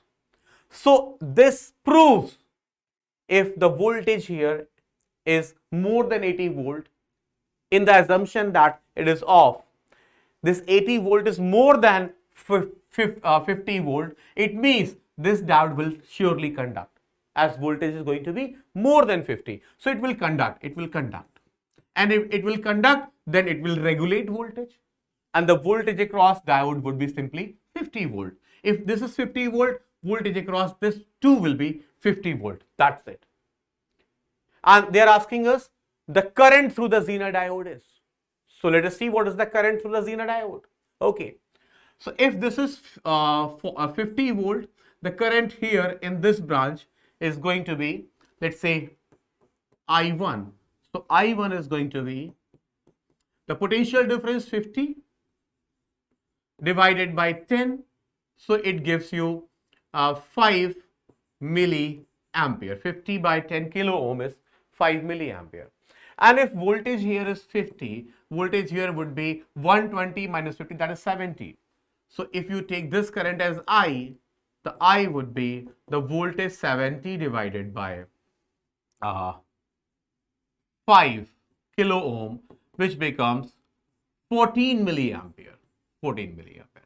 So obviously the current here by KCL is I minus I1, and if it is I minus I1, okay, if it is I minus I1 is simply 9 milliampere. So 9 milliampere is the current through the Zener diode, and D is your perfect choice. Next question. This question says, in the given circuit, find the current through Zener diode. What is the current through the Zener diode? Again, we have to check whether the Zener diode is in on state or in off state. So first, I'll make an assumption. Let us take it is off. Okay. If we take it off, let off. In off mode, it works as an open circuit. And if it works as an open circuit, it acts as an open switch. There is no current in it. And if there is no current in it, these two R2 you can take in parallel. And if you take these two R2 in parallel, they become 1500 plus 1500 ohm, 750 ohm. Let us try to find the potential difference across it. Okay. So V will be actually the 12 volt divided by 750 plus 500, that is 1250 ohms, multiplied by 750. Okay. 750. And let us find the voltage. You cancel this, you have 25 3s are 75, 5s are, and you have 12 multiplied by 3 as 36 divided by 5. So it is nearly 7.2 volt. But this diode works. It conducts only when this voltage would have come out to be more than 10 volt, means the breakdown voltage of this. So definitely it will not break down, and if it doesn't break down, it remains in off state, and if it remains in off state, it works in reverse bias, and if it works in reverse bias, definitely it will not conduct and current through it would be nearly zero. So option A is your perfect choice. This is a very good question. Okay, so always check. Let's not just assume that diode has a fixed voltage given as breakdown voltage. No, you have to first assume that it is off, and if in the off assumption, voltage across diode comes out to be more than specified, then only it conducts. Okay, so that was a very good question. It teaches you a lot. Now let's study what are photodiodes. So photodiodes are simply diodes, but what they does, when the diodes are exposed to light, okay, the recombined electron hole pair in the depletion region gain energy from the light, and they break. And when they break, a electron hole pair forms. Okay. And when electron hole pair forms, the electric field in this depletion region pushes hole on the left side, electron on the right side. So the drift current slightly increases. The drift current slightly increases like this. So can you see? It works in reverse bias. It works in reverse bias. It was actually connected in reverse bias, so no current was there, almost no current was there. But when we put some light, current starts increasing, current increases, the drift current increases, and the drift current increases. So if drift current is increased and you measure this increase in drift current, you can sense the presence of light. If you increase the intensity of light, more electron and hole pair will be generated and drift current will be increases slightly more. Okay, so this photodiode works always in reverse bias, and you get lots of drift currents or reverse currents when you increase the intensity. So suppose you have intensity as I1 for this current, I2 for this intensity of light, I3 for this current, I4 for this current. If you keep increasing intensity, the drift current or the reverse saturation current increases slightly, and by this by the measurement of this increase, you can sense the intensity of light. So here you can say the drift current is proportional to intensity. So they basically, the photodiodes help us to measure the intensity of light. They also help us to actually check whether the presence of light. So they can work as switch, they can work as sensors for light, and that's why they are important for us. Okay. So these are the characteristics of reverse bias photodiodes. Whatever I have told you is written here also. You can read once before solving questions, and they have certain uses. Okay, so whenever you see, suppose you are entering a mall, and when you just reach a gate, gate automatically opens. So basically it is operated by a photo cell. What you do, you actually block a light beam. By your presence, you block a light beam coming from a source from behind, and when the light is blocked, the current decreases, and when the current decreases to zero, or the current when the drift current decreases, it is the switch is operated and the door opens. So you can use the photodiode as a cell also. So next we have LED. LEDs too are very important, and there is no need to tell the importance of LEDs. You see LEDs everywhere. You see LEDs in light sources. Nowadays, every light source, almost, the tube lights are LED, the bulbs are LED, different emergency lights are LEDs. Even on the roadside, we have LED lights. Display of many display devices were LEDs initially. Calculators were made by LEDs initially, but now they have better, in fact, technologies like LCD, TFT, etc. But initially they were made by LEDs. So what are LEDs? Remember, photodiode works in reverse bias, but LEDs work in forward bias. The concept is simple. When forward current flows through the LEDs, because of the presence of this current, the electrons and hole pair in depletion region recombine. And when they recombine, because of their recombination, energy is released. Okay, energy is released. And by selecting a very perfect kind of materials, the energy released, actually the energy released comes out in form of photon. We select the material of LED such that the outgoing photon falls in the region of visible light. So when the electron hole pair recombines, the released energy photon, when it falls in the visible region, the LED, the diode, glows because of that light. It acts as a source of light. So the glow is used in display devices. That glow is used in display devices. That's simple. Okay.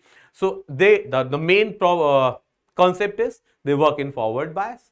When there is a forward current, they emit light, and that light is in visible region. That is the basics of LED. So just read all this. Okay. And next we have a VI characteristics of LED. So basically the VI characteristics of LED are something like this. A type, this is a question also, and always remember, as I said, the LED works in what? The LED works in forward bias. So therefore the characteristics of LED must be similar to forward bias. So these are similar to forward bias characteristics of diode. So this must be our answer. And obviously, as intensity increases when we go from red to yellow to green to blue, so that's why we get different currents for different colors. Okay, so that is about the characteristics of LED. Now let us solve this question. Okay, this question says a photodiode is fabricated to form a semiconductor with a band gap of 2.5 electron volt. So band gap is actually 2.5 electron volt.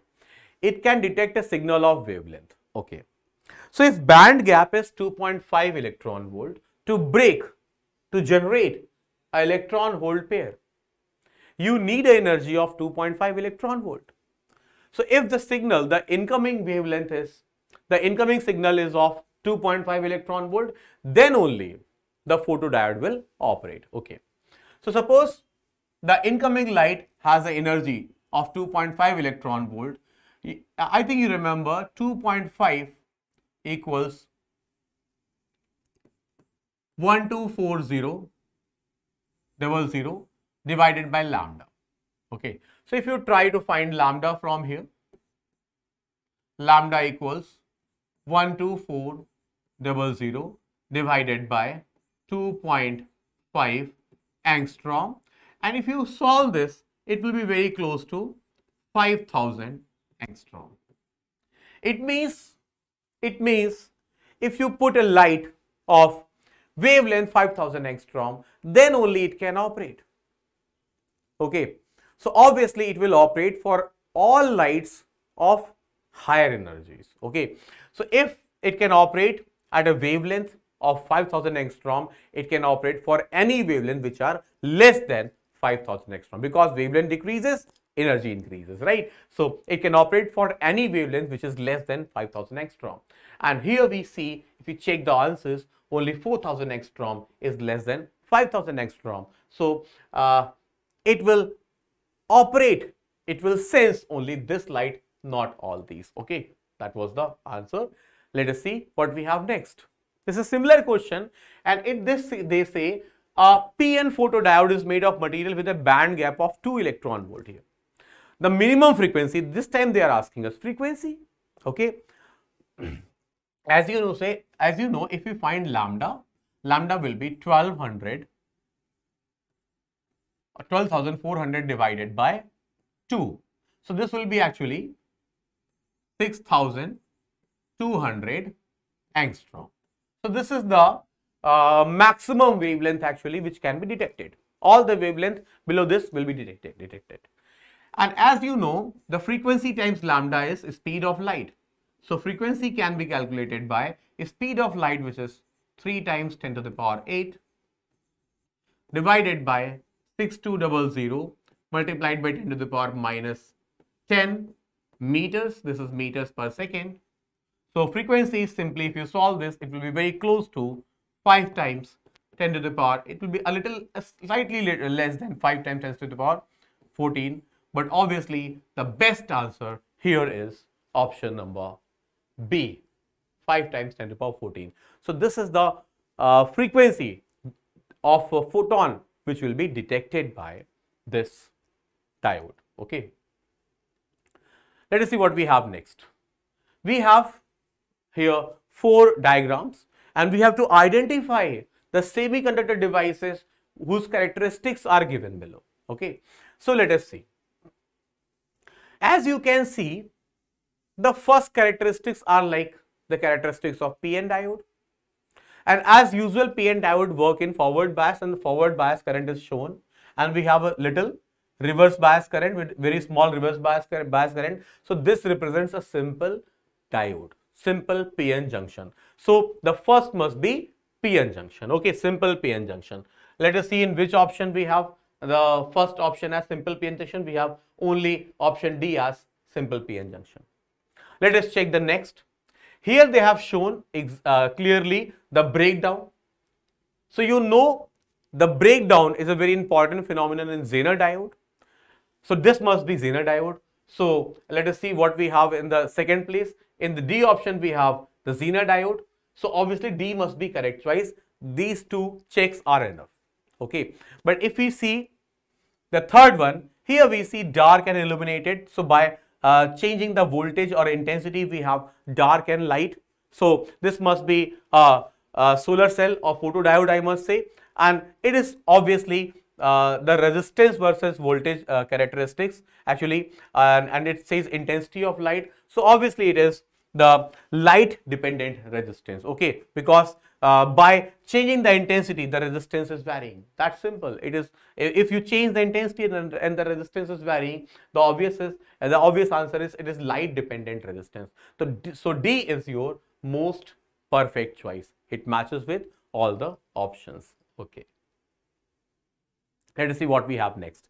In this question, we have they are saying which one of the following bonds produce a solid that reflects light in the visible region and whose electrical conductivity decreases with temperature. So remember, if we talk about the covalent bonds or ionic bonds, covalent bonds you see in what? Semiconductors, okay. So the main point here is their conductivity must decrease with temperature, means resistance must increase with temperature. And you know that in metals only resistance increases with temperature. In semiconductors, resistance decreases with temperature.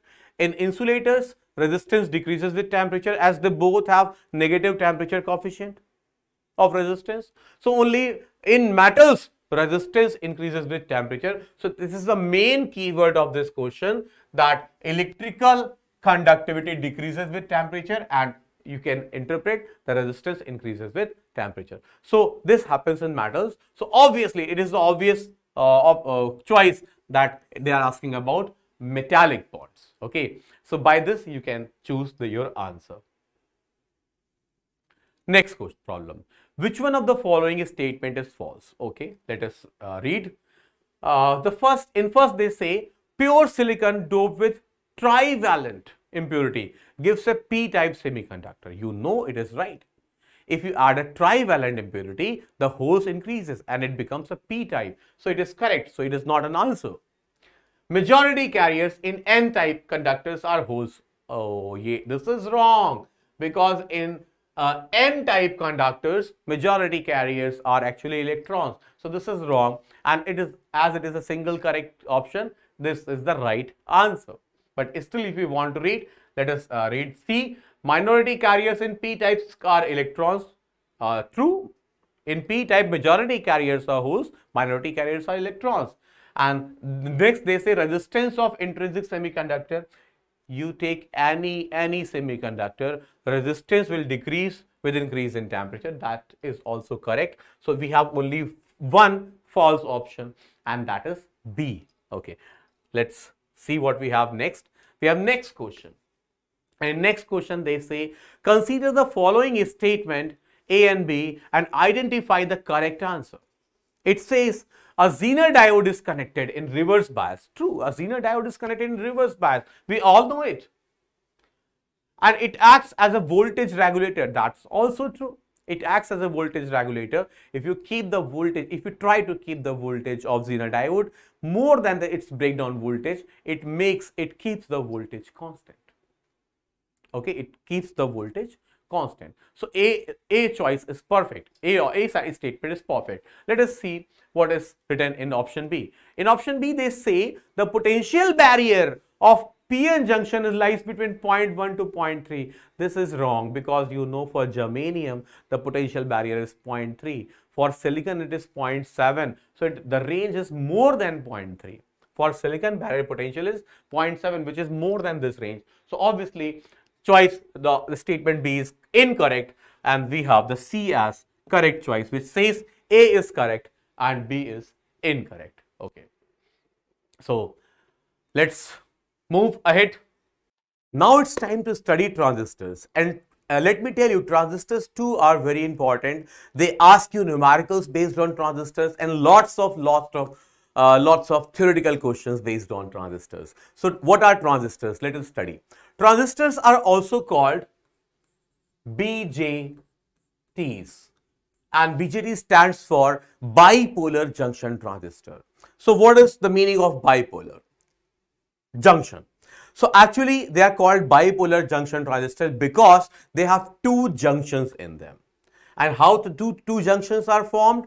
They have actually two PN junctions in them, right? So imagine we can use PN junction as a switch. We can use PN junction as a rectifier, LED, solar cell, etc. We have many applications. We have studied many applications of PN junction. So what wonders will this bipolar junctions will do? You can imagine it. It has very wide variety of applications. So let us study what are transistors. So actually transistors are made of three semiconductor material, and if we sandwich one p-type semiconductor material between two n-type semiconductor materials in sequence, if you see, we have NPN, and according to this sequence the name of this type of transistor is NPN transistor. Similarly, if you sandwich an n-type semiconductor material between two p-type semiconductor material, it becomes in sequence PNP, so it becomes PNP transistor. Okay, in transistors we always have three terminals, okay, and the middle layer is always called base. So here we have p-type as middle layer, and here we have n-type as middle layer. So middle layer will always be called base. As you can see, this is base, and here we have p-type as base. Okay, the other two parts are, one is called emitter and one is called collector. Here we have emitter and collector. The function of emitter is to push majority carriers into transistors. So here the emitter pushes majority carriers, and you know in n-type we have majority carriers as electrons. So the emitter pushes majority carriers to go to the right, okay, and the collector, the function of collector is to grab them or get them. So collector grabs them, and electron moves from emitter to collector, and if electron moves from emitter to collector, the current moves from collector to emitter in NPN transistor. Always remember. Let us see here. Here the emitter pushes holes towards right, and these holes are grabbed by collectors. So here holes move from emitter to collector, and if holes move from emitter to collector, the current also moves from emitter to collector, because the holes are positively charged and current moves in the same direction as holes moves. So this is the basic structure of NPN or PNP transistor. Always remember this. In NPN transistor, we have p-type in the middle called base. One is emitter, one is collector, and here we have n-type in the middle, and one is emitter and one is collector. Okay, so let us understand the difference between emitter, collector and base junctions in terms of doping and their sizes. Okay, always remember one thing. Emitter, the function of emitter is to push the majority carriers. Obviously, we want a lot of current. Therefore, the emitters are made very highly doped. So, emitters are very rich in majority carriers, and in terms of doping, emitters have maximum doping. Let me tell you, emitters have maximum doping.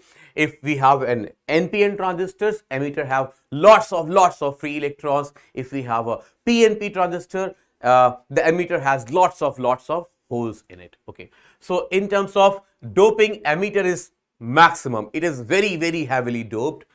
The collector is moderately doped. It is medium level. It is doped at medium level, and base is very lightly doped. Base is very lightly doped. So in terms of you can say doping, the emitter is maximum, the collector falls in middle, and the minimum doping is in base. But in terms of size, the emitter is medium, because the function of emitter is to push electrons. And as it is very highly doped, its bigger size is not required. Okay, so it is medium size. The minimum size, the base layer is very thin, so the size of base layer is minimum actually. And the collector the collector has to grab all the majority carriers coming from emitter. So it has to be very big in size. So out of these three, the collector has biggest size. So in terms of doping, always remember, if we talk in terms of doping, emitter is highest, then we have collector, and then finally we have base. And in terms of size, the size is biggest for collector, then we have emitter, and then we have base.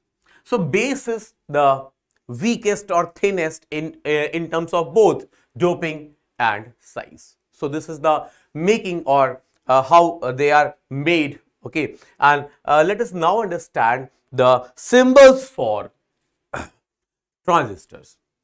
Understanding their symbols is very easy. Let me tell you one thing. As you know, the transistors have three terminals, whether it is N-type, NPN type, or whether it is PNP type, both have three terminals. So whenever you want to draw NPN or PNP transistor, drawing this diagram would not be that comfortable. So we have some easy symbols for them. And for an NPN transistor, we have symbol like this. And for a PNP transistor, we have symbol like this. How you can remember? It's very simple. Always, as base is in the middle, so base is always in the middle. Okay. And the two other are, one is emitter, one is collector. One is emitter, one is collector.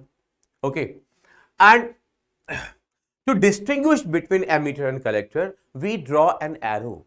We draw an arrow. So, in one type, the arrow points outward. So, you can say in one type, arrow is pointing out. Pointing out. So, pointing out, by pointing out,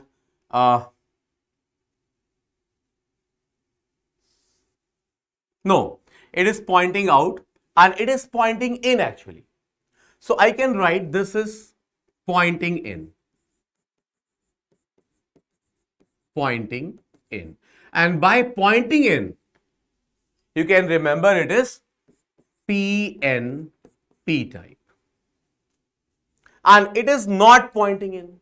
Let's not say it pointing out. Remember it like it is not pointing in. Not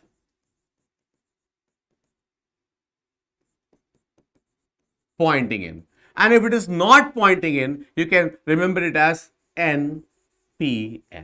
So always remember, towards emitter we have an arrow. Can you see that? Towards emitter we have an arrow. So the arrow side is emitter and without arrow side is collector. The arrow side is emitter and without arrow side is collector.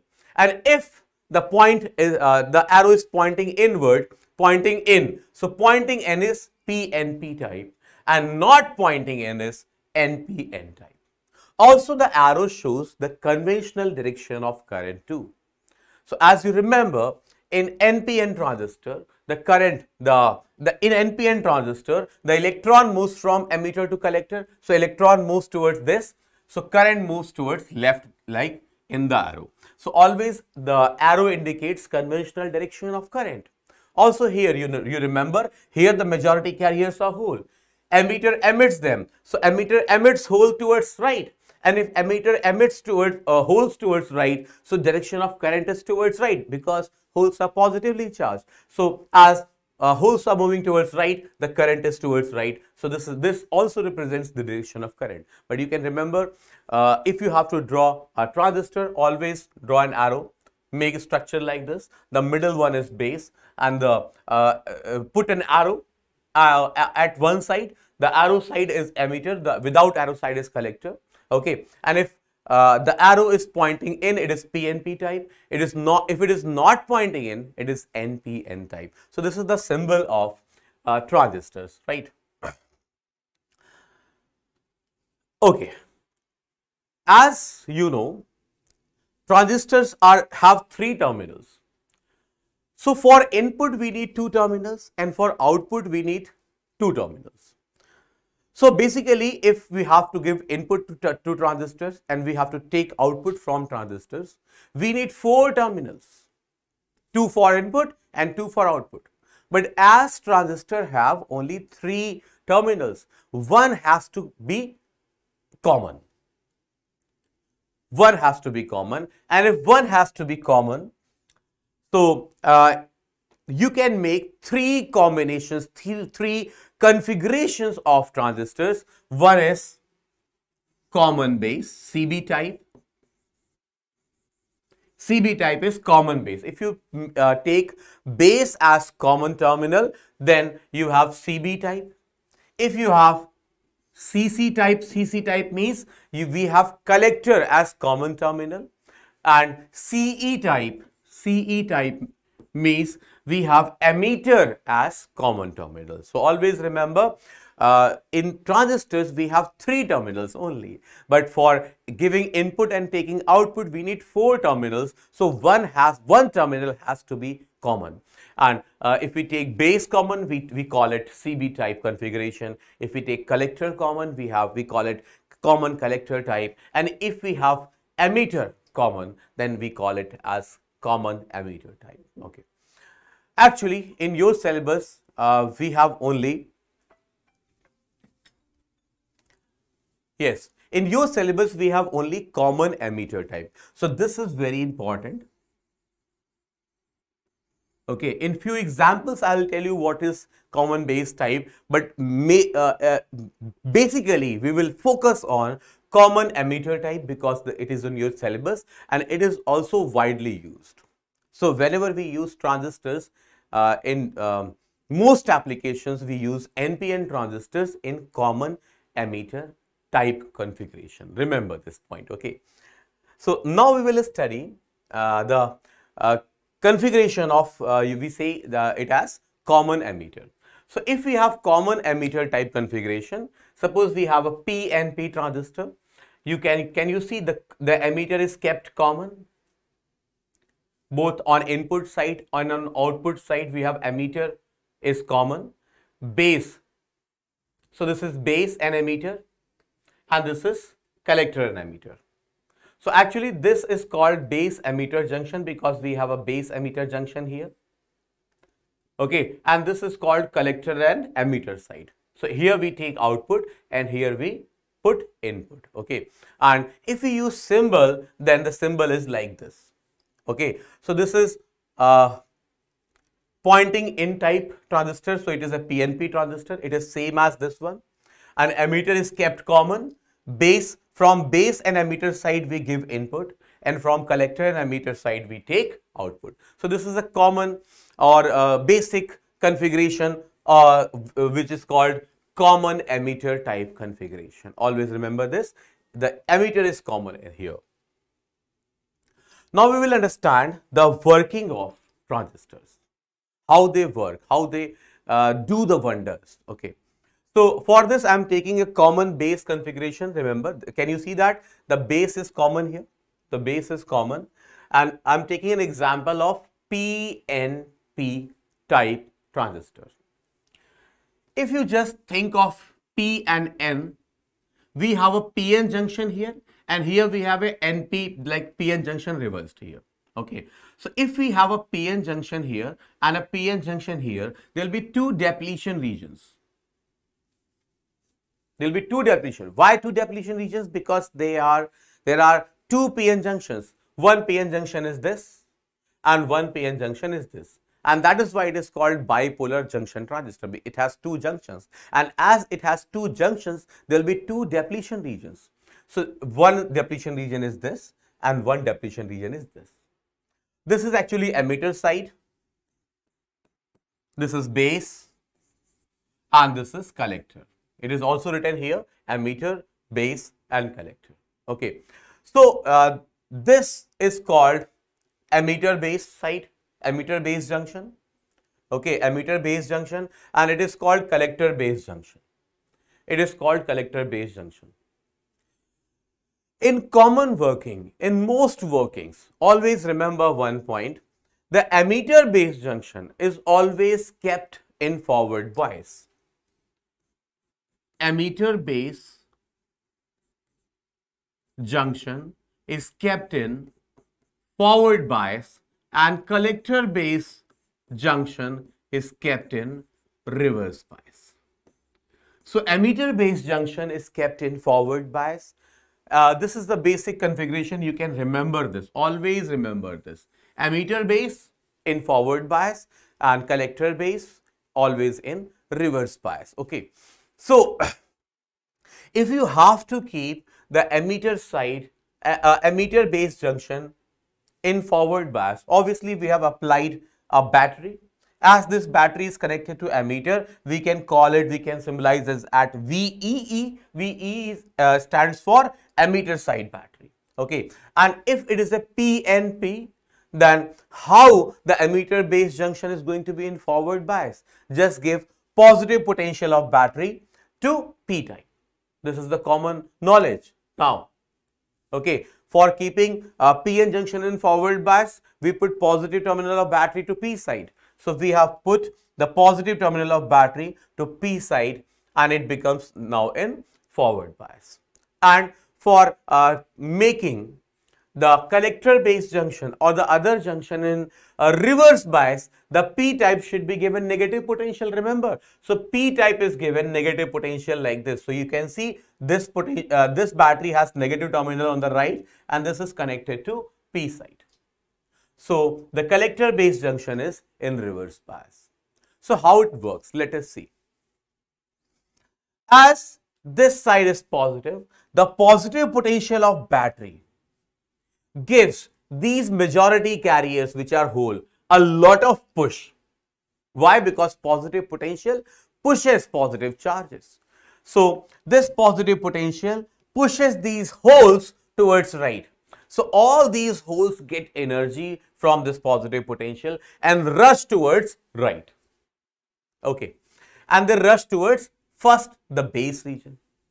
Okay. So I have shown lots of holes here. They are rushing in base region. They have rushed in base region because of the push of positive side or positive potential of the battery. So these holes reach the base region. Okay, these holes diffuse in base region.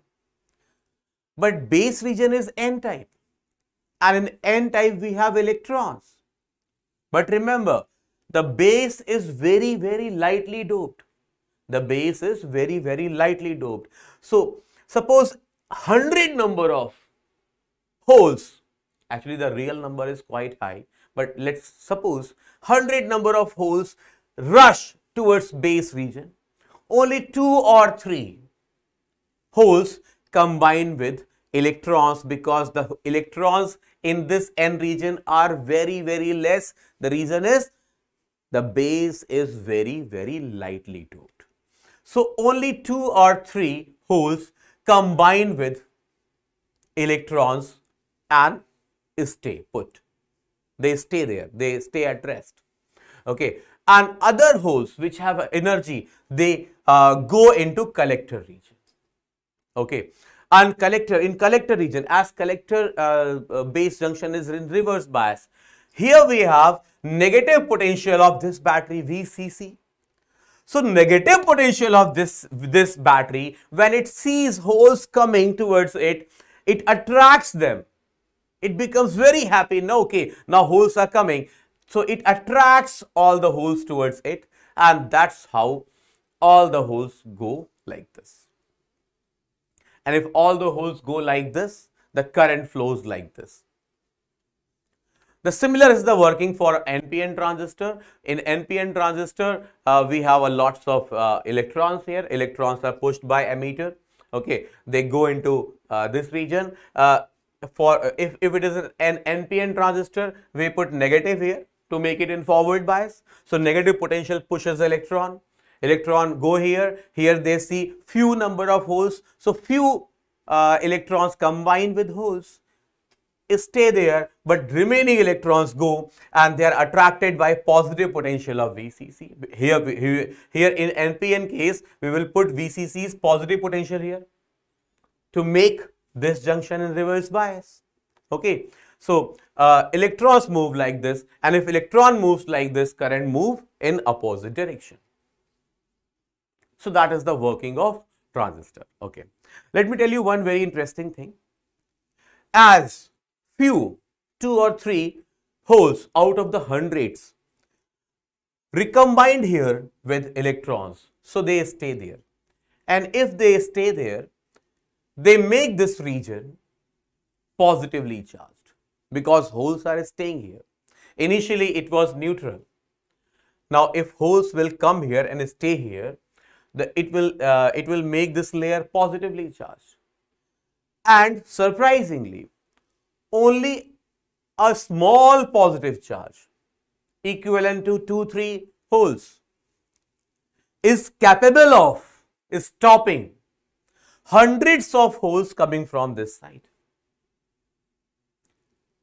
So what happens? What happens? Actually, the running of holes or the movement of holes is stopped because this region has become positively charged. But what if we send some electrons here? And if we send some electrons towards this side, if we send some electrons, the electrons make it again neutral, and if they make it again neutral, then a heavy current starts flowing. So this is if the electrons are going up, you can say a small current is going down, and this current is called IB. And if IB exists, it takes all the positive charge down, and there is no one to stop majority carriers, okay, and the conduction occurs. If we stop this IB, if we stop this IB, the conduction stops. Okay. So let me tell you one thing, one very amazing thing. The IB is of the order of microamperes, but this small currents of the order of microamperes can control huge current which is in milliamperes. Okay. So this way we can say it can also work as a switch. If you just stop this current, if you stop this small tiny current in microampere, it stops the heavy current in milliamperes. And if you on this current, heavy current flows here. So this way the transistor can also work as a switch. So always remember this fact. So let us see what we have here. As we have to study in detail the common emitter configuration, so we have transistors in common emitter CE configuration. Okay. So always remember the base emitter junction is in forward bias. So I have written also the emitter base junction is forward bias, and I am taking now a NPN type of transistor, and here the arrow will not be pointing in. So arrow is not pointing in, and emitter is common. Can you see emitter is common, and this is base. So if it is N, it is P. So for making P side base and emitter junction forward bias, we should keep the P side at positive potential of the battery and N side at negative potential of the battery, and by keeping this polarity of the battery, I can make emitter base junction in forward bias and collector in reverse bias. So how can I take collector in reverse bias? As collector is N type, just take another battery, and if you join positive plate of this battery on N side, the collector junction would come in reverse bias. So this is the basic configuration.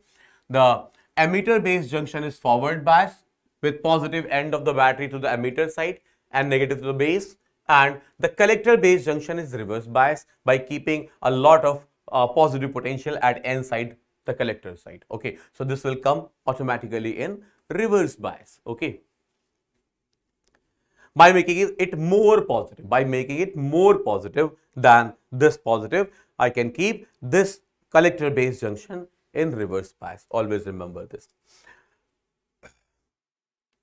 As you can see in any diagram, in the working diagram, if you take this, the main current is IE, which is coming here. So it is incoming current and outgoing currents are IB and here outgoing current is IC. So according to KCL, according to Kirchhoff's current law, as the sum of incoming current is equal to sum of outgoing current, here we can see the incoming current is only IE and the outgoing currents are IB and IC from this transistor. So according to KCL, I can write IE equals to IB plus IC. IE equals to IB plus IC. It is simply application of KCL by Kirchhoff's current law. Always remember this. Okay. IC is called collector current, IB is called base current, and IE is called emitter current. And for any type of configuration, any type of circuit, whether it is PNP transistor or NPN transistor, this law holds. So IE is the biggest current, remember this, IE is the biggest current, IC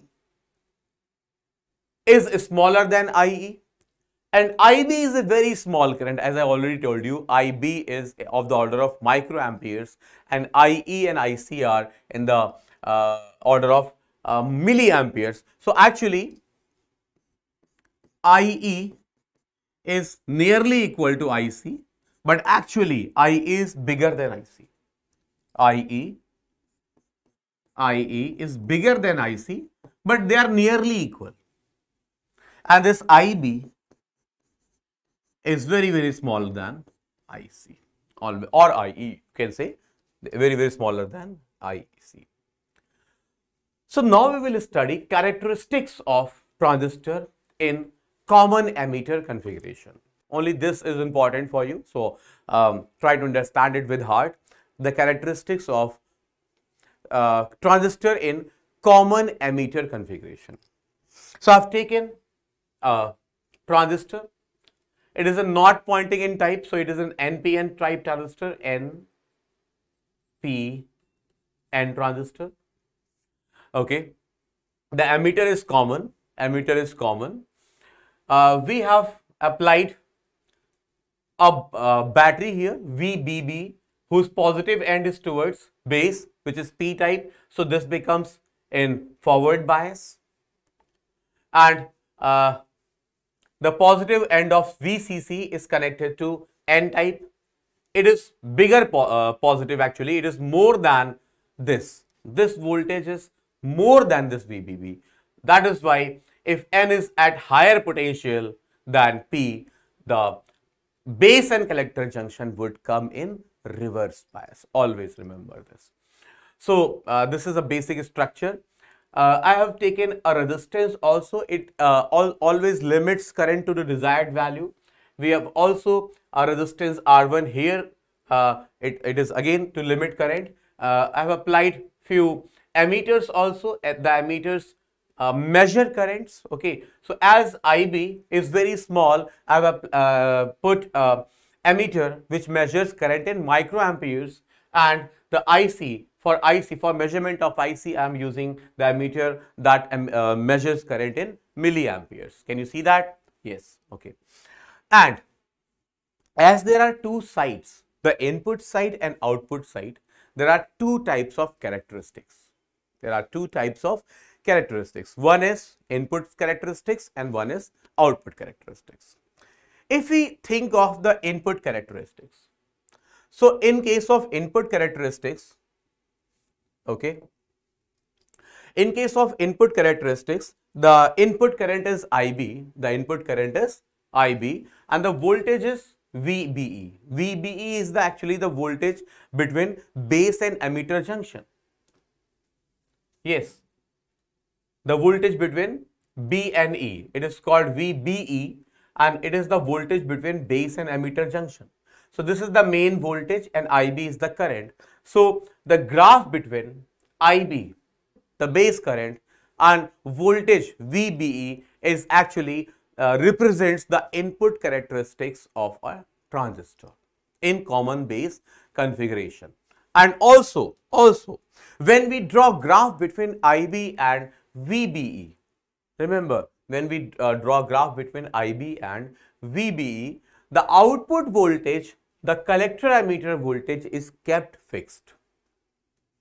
the output voltage is kept fixed. And as you know, it is very simple to understand, as the input side is simply a PN junction in forward bias. PN junction in forward bias. Its characteristic will too be similar to a PN junction diode in forward bias. And PN junction diode in forward bias, it has characteristics like this. Up to knee voltage, the knee voltage for silicon is approximately 0.7. So up to knee voltage there is no current. You can see this. Up to knee voltage there is no current, and after the voltage is increased beyond knee voltage by varying the VBB, okay, if the voltage increases from knee voltage, that is 0.7 volt, lots of current flows, okay, large current flows. So we see large current means, it doesn't mean thousands of kiloampere current are flowing. The large current means still the IB is in the range of microamperes. So the graph is simple. As at input side we have a simple PN junction in forward bias, so the characteristics will too be similar to PN junction characteristics. And I think you remember the PN junction characteristics in forward bias are like this. So up to knee voltage there is almost no current, and after the voltage is increased beyond knee voltage, heavy currents flow in the circuit. Okay, so if you want to control this IB, just keep the voltage across emitter base junction below knee voltage and there will be no IB. And if you keep the voltage above knee voltage, IB flows. And if IB flows, the main current IC and IE also flow. Okay, if IB is 0, IC also becomes almost 0. So this is the input characteristics. All okay. Obviously, we have a concept of input resistance or input impedance also. And input resistance is defined as the change in voltage across input side divided by change in current at input side, delta VBE divided by delta IB. So this is called input resistance, and for calculation of this input resistance, we keep the output voltage VCE constant. Always remember this. Okay. Let us now understand output characteristics. As on the output side, we have, let us see the figure. At output side, we have potential as VCE. The potential difference across junction is VCE, and the current as IC. So the graph between this voltage and this current is called the output characteristics. And as the collector junction is in reverse bias, the graph is very similar to the reverse bias junction characteristics. I think you remember the reverse bias junction characteristics are like this. This is current and this is voltage. So let me flip this and just draw the magnitude of current and voltage. Okay, let's not just show the negative sign of the current. Okay, let's only show the magnitudes, and if we show the magnitudes, the output characteristics are something like this. Okay, output characteristics are something like this. This is collector current and this is collector emitter potential difference. Okay, so if we keep the collector and emitter potential very low, remember, if we keep this voltage very low, let us see what happens in the diagram. If we keep this voltage very low, so the positive potential of this N type is very low, and if positive potential of N type is very low, the P type, as it is given, the positive potential, at very low value of this voltage, the collector junction comes in forward bias. And if collector junction comes in forward bias, remember, if it is very low, the collector junction comes in forward bias. So lots of collector current will flow and they will be independent of IB or input current. So we can see here in the graph also, we at very low value of collector emitter voltage, we see lots of current, and this current is almost independent of input current IB. This region is called saturation region, and in saturation region, as you know, base emitter is already in forward bias and collector junction is also in forward bias. So both junctions in forward bias. Remember this. We also have a cutoff region. What is in cutoff region? See, if we keep the base current 0, if you keep the base current 0, how can you keep the base current 0? By keeping the input voltage very low. And if input voltage is very low, if it is even less than the knee voltage or the barrier potential of this input junction, the input junction like base emitter junction will too come in reverse bias. The collector junction is already in reverse bias. This junction also come in reverse bias, and here there is almost no current, no collector current, and base current is also very zero. So cutoff region is the region where both junctions are in reverse bias. Both junction in reverse bias. There is no IB is 0 because there is no voltage applied. There is negligible voltage applied. So the negligible voltage applied at input side is even less than the barrier potential. So how can IB have a value? So IB is 0, almost 0. And if IB is 0, there is no IC, because you know, if IB is 0, the main current, the collector current also becomes almost 0. Okay, so we have negligible amount of IC. This IC is because of minority carriers. Okay, so this is negligible current and this is called cutoff region. So if a transistor toggles into saturation region and cutoff region, it may act as a switch. So when transistor acts as a switch, it flips in between two regions, the saturation region or cutoff region, or saturation state and cutoff state. And this big state is called active region. In this active region, we have base emitter in forward bias and collector base in reverse bias. Collector base in reverse bias. And how it happens? You increase the input voltage, the IB increases, and as IB increases, we see reverse saturation current, that is IC.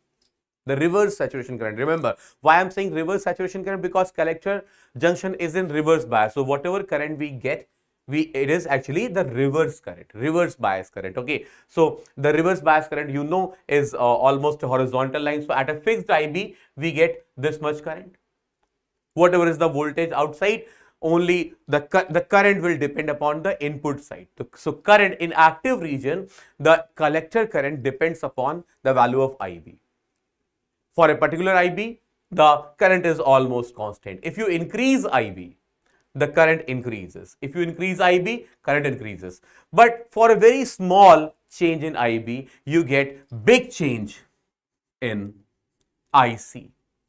Can you see the current, the IB changed from 10 microampere to 20 microampere. For a very small, like 10 microampere change in IB, it can create several milliampere change in IC, and that is the beauty of the transistors. So this is active region, and active region is widely used in most applications like amplifier, oscillator. We use active region. Okay, so let us understand the regions. So first we have saturation region. As I told you, in saturation region, both junctions are in forward bias, and in forward bias we have lots of collector current, and the collector current is independent of input current, that is IB.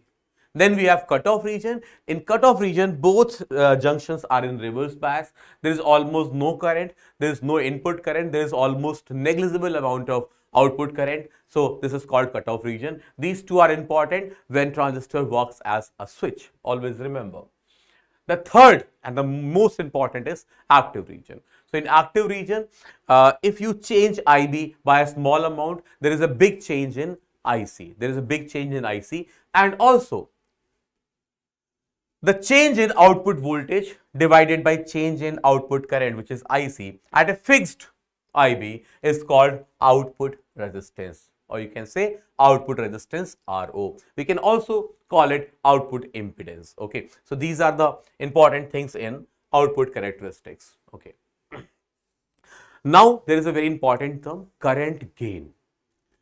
There is always a current gain. There is a current gain in common emitter configuration. There is a current gain in common base configuration, but we are studying current gain in common emitter mode. So in common emitter mode, as you know, in common emitter mode, the output current is IC and the input current is IB. So output current divided by input current is actually called the current gain. And if the currents are changing, we say the change in output current divided by the change in input current is called current gain. So let us see where we have current gain. Yes, the current gain is common emitter mode is called beta, and beta is called change in collector current, that is output current, divided by change in base current, that is IB. So beta is defined as delta IC divided by delta IB. And as you know, the delta IC is much larger than delta IB. The common values of beta lie between 20 to 200. So beta is always more than 1. Remember this point. And beta is IC upon IB, or you can say the change in IC upon change in IB. That is change in output current divided by change in input current. There is also one more current gain defined in common base model. And if base is common, remember, if base is common, okay, we have emitter. We have emitter current as input current and collector current as output current.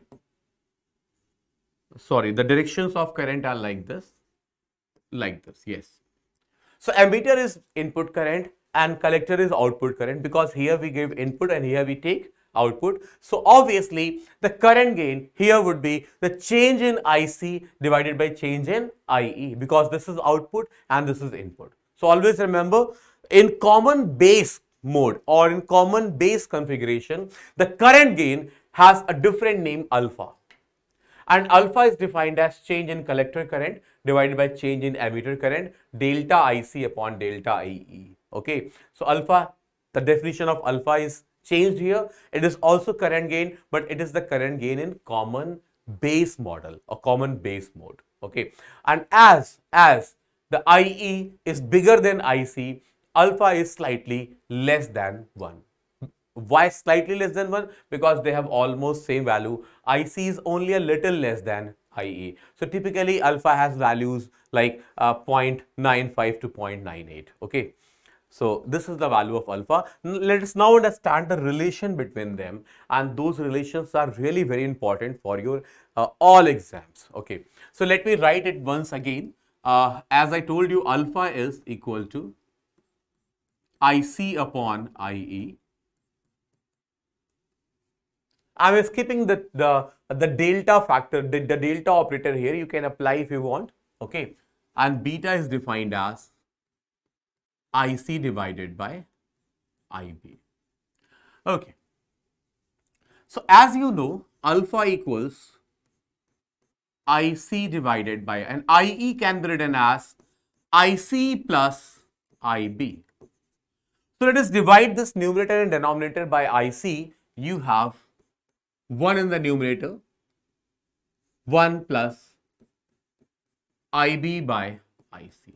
And what is IB by IC? IB by IC is 1 by beta. Can you see that? So it is equal to 1 divided by 1 plus 1 upon beta.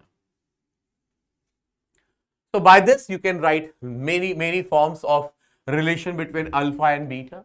So you can write alpha as beta divided by 1 plus beta. This is one relation.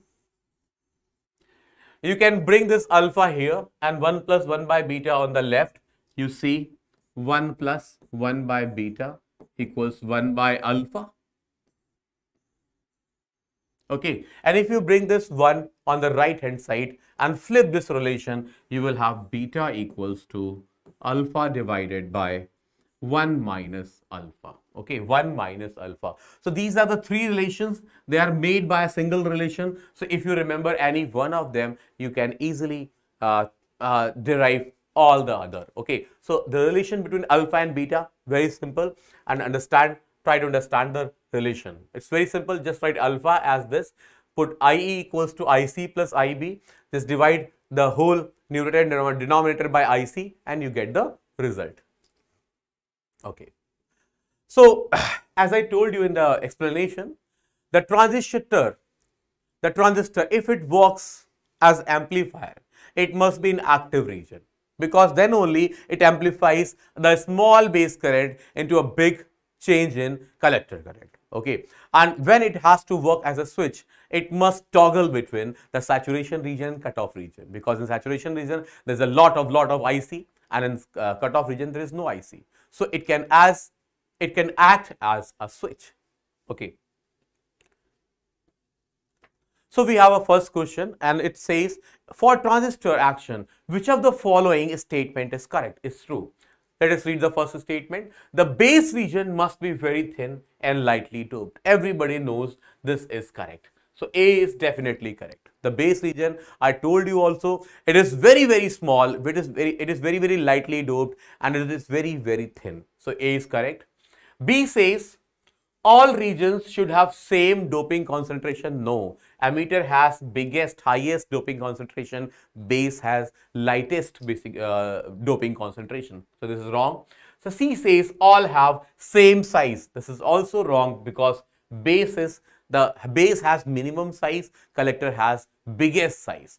And the D option says both junctions are forward bias. So in common operations, they are not in forward bias. Both are not in forward bias. Emitter base is in forward bias. Collector base is in reverse bias. So it is also incorrect, but though it is not perfectly incorrect. At some case, when you talk about saturation region, in saturation region, this D is true, because in saturation region both junctions are in forward bias. But still, as I have to choose only one, the A is your perfect choice. Okay, because this is not always true, but this is always true. So A is perfect choice. Now they say for a common emitter configuration, alpha and beta have their usual meaning. So beta is current gain in common emitter mode and alpha is a current gain in common base mode. Which is the incorrect relation between alpha and beta? I hope this I derived just a few minutes back, so you can easily remember. A is wrong because alpha is beta by 1 plus beta. So this is correct. B is correct. Okay, and this is also incorrect. Okay, and this is correct. But as they have asked what are the incorrect relations, so answer must be A and C. A and C are the incorrect relations. Okay. Next. Here we have a transistor, and the transistor is operated in common emitter. Can you see? In every question they ask common emitter. So common emitter is most widely used and most frequently asked. So a transistor is operated in common emitter configuration at VC. VC is given to you as 2 volts, such that if the base current changes from 100 microampere to 300 microampere. So we have a change in base current as 100 to 300 microampere. So changes to 100 microampere. And by this change, the collector current changes from 10 milliampere to 20 milliampere. So change in collector current, IC equals 10 milliampere. And they have asked, what is the current gain? So in common emitter, the current gain is defined as beta, and beta is simply this divided by this. So we have 10 milliampere divided by 200 microampere. You can write 10. If we just manage milli and micro, we have 1000 multiplied here divided by 200. Just cancel these two. We have 100 by 2. So beta is simply 50. So current gain is 50. Current gain is a dimensionless quantity because it is a ratio of two currents. Okay. So the correct choice is D. Over to next concept. So now we will study transistor as an amplifier. Okay. I told you transistor can act as a switch. Transistor can act as an amplifier. So in amplifier, when transistor works as amplifier, it is the most important application in terms of applicability also, and in terms of your profit, because it gives you most questions. So study it properly. Here we have a transistor. Can you see that? Here is we have a transistor in common emitter mode. In common emitter mode. Okay. And in addition to VBB, we are giving a small signal, a small alternating signal in addition to VBB. Okay. VBB is so high such that small variations in voltage will not affect the forward bias of base emitter junction. So base emitter junction will always be in forward bias, whether it is positive or negative, because we have supplied a lot of VBB. VBB is much greater than this amplitude. So voltage here is always positive, whether it is positive or negative, doesn't matter. Okay. We also have RI. RI is called input resistance because it is a resistance at input side. We also call it input impedance. And on the output side, we have VCC. VCC is always bigger than VBB.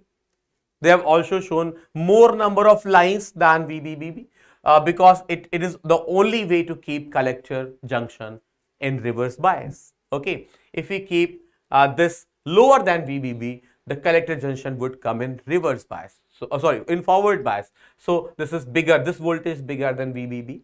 Okay, this RL is called load resistance. Okay, load resistance, and we are taking output across this. So this is actually output. This is output. Okay, and this is input. This is actually input waveform. Okay, which needs to be amplified. Okay, let us understand the concept of the amplification. Okay, first we will apply the KVL equation on the input side. So understand, we have this battery, we have this voltage, then we have a current passing through the input resistance Ri, and we have this barrier voltage delta VB. So if you apply KVL at input side, you can write VBB plus Vi. Remember, VBB is constant, but the input voltage Vi is changing. Okay, minus IBRB, IBRI minus VBE. VBE is actually the barrier potential of input side. It is also a constant. This is equal to 0. So if you consider the change in this equation, the change in VBB will be 0. So you will be having the change in this term 0. So delta Vi equals delta IB Ri. That is your first equation. And this is change in input voltage Vi. Okay. Now let us apply KVL equation on the output side. So let's write, first we have VCC, then we have minus, as we are moving in the direction of current, can you see IC is in this direction? This is the direction of IC. So As I see in this direction, as we are moving in the direction of current, we have VCC, and as in the direction of current, the potential decreases, we can write output side KVL,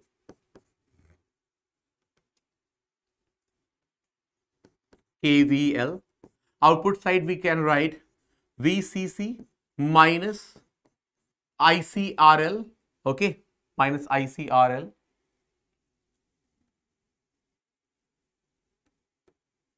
This is actually equal to V naught. Can you see? This is actually equal to V naught because this is V naught. Okay. And if this is V naught, if you consider change in this, the change in VCC will be 0. So we have minus delta IC RL equals to delta VO. That is equation number 2. That is equation number 2. So this is change in voltage and this is change in input voltage and this is actually change in output voltage. So what is voltage gain? Remember, the voltage gain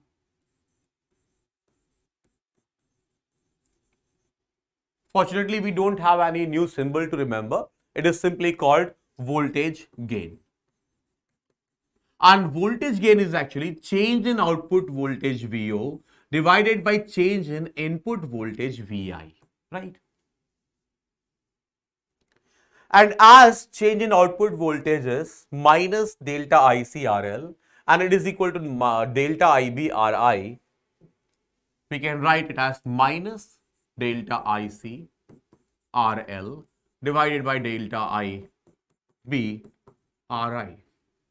As delta IC divided by delta IB, simply current gain in common emitter mode. So this is beta. So voltage gain is actually minus beta RL divided by RI. RL is also called output impedance. This is called input impedance. And these values are always given in the question. And voltage gain is simply minus beta. That's equation number 3, suppose. Okay. Look at this negative side. The negative sign indicates that output voltage and input voltage are in opposite phase because it is the ratio of delta VO upon delta VI. It is the ratio of output voltage upon input voltage. Then this might, because this term is positive, okay, the beta is positive, the ratio of resistance is positive. So obviously if this is equal to delta VO upon delta VI, obviously the sign, the polarity of these two voltages must be opposite. And this is only possible when these two are in opposite phase. So always remember, in common emitter configuration, output voltage is always in opposite phase of input voltage, and I have shown this in this diagram also. Can you see? The first input pulse is positive, so the first output pulse is negative, and so on. When input pulse is positive, the corresponding output pulse is negative. When input pulse, the second input pulse is negative, so the corresponding output pulse is positive. Okay. So this shows the output voltage is in opposite phase to the input voltage. Okay. So always remember this point. There is a phase difference of pi between input voltage and output voltage. Okay. Next we have current gain. Okay. I think you remember beta is quite high. It ranges between 20 to 200.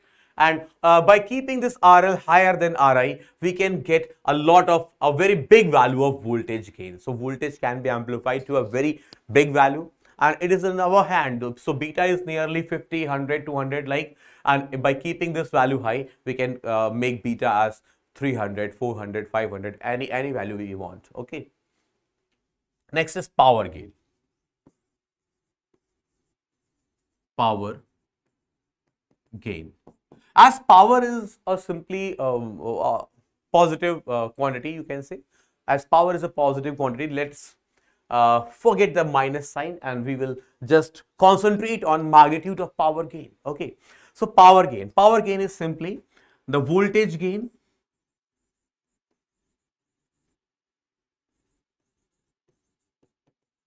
times current gain.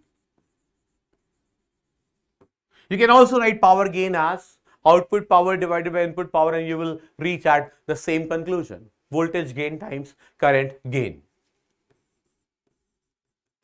And as magnitude of voltage gain is this and current gain is beta, you have power gain is as beta square output impedance divided by input impedance. So this is power gain, equation number 4.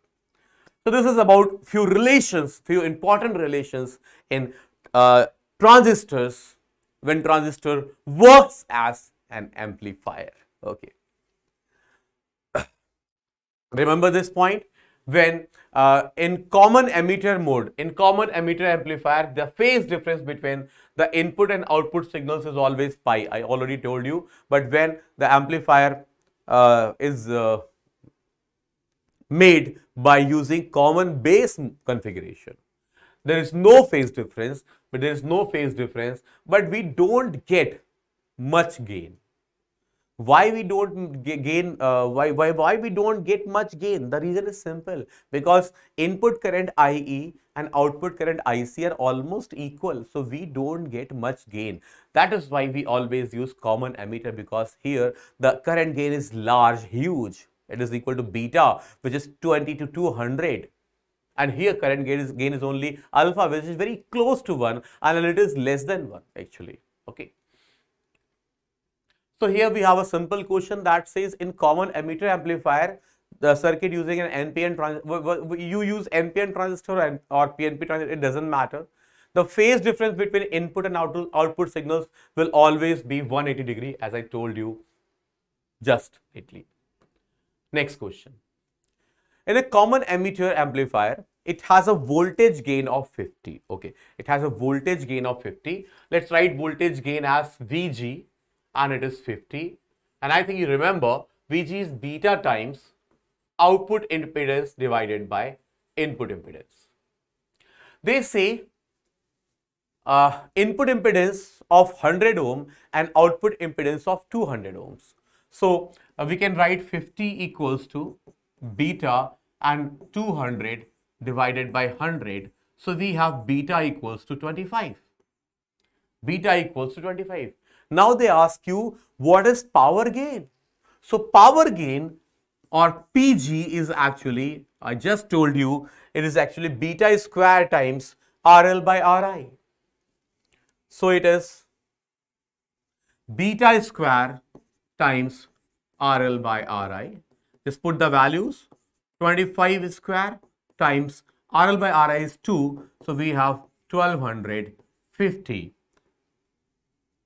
There are no units because power gain is also dimensionless. It is the ratio of output power divided by input power. So the correct option, the correct choice is C. Next question. This question says in a common emitter transistor, the amplifier, the audio signal voltage across the collector is 3 volt. Okay. The audio signal voltage across the collector is 3 volt.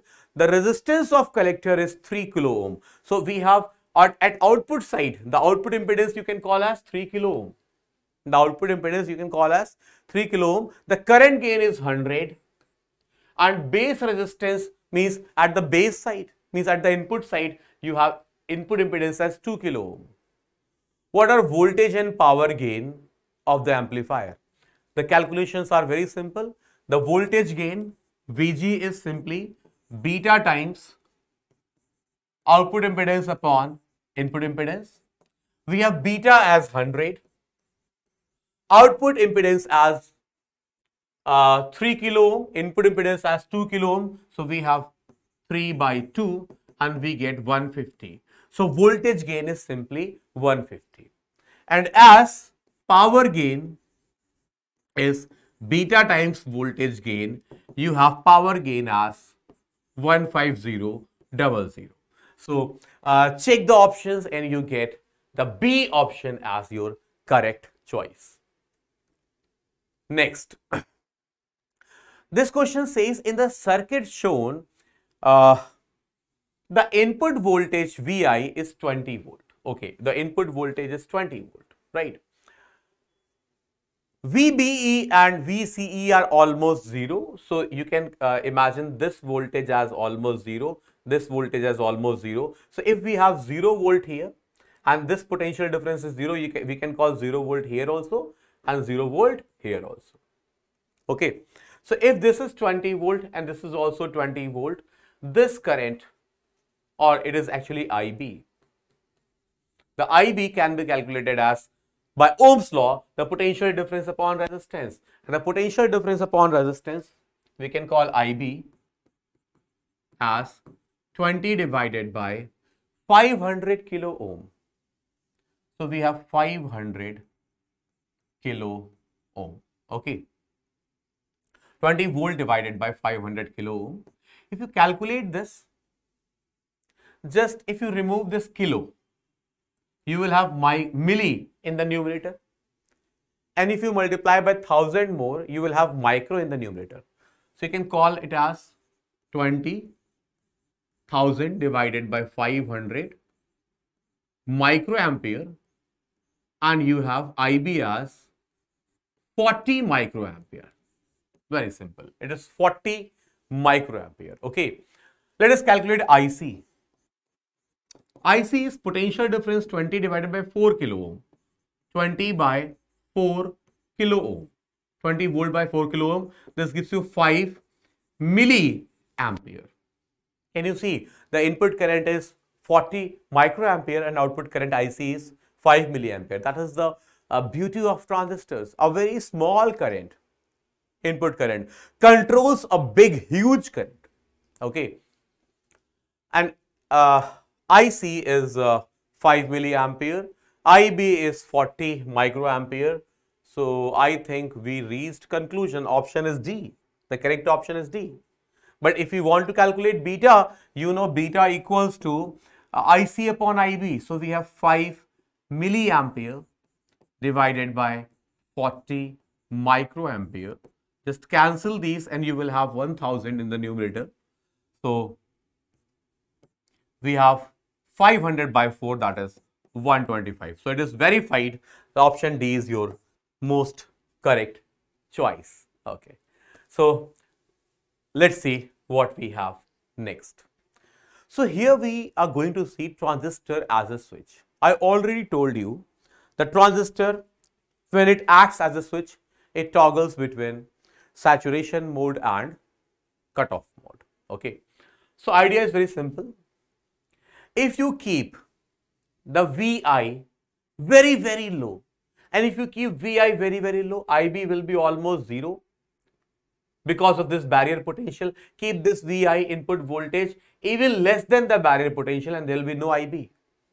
So if IB is 0, Vi tending to 0, IB tending to 0, and if IB tending to 0, there is no current. So I can make a table of it.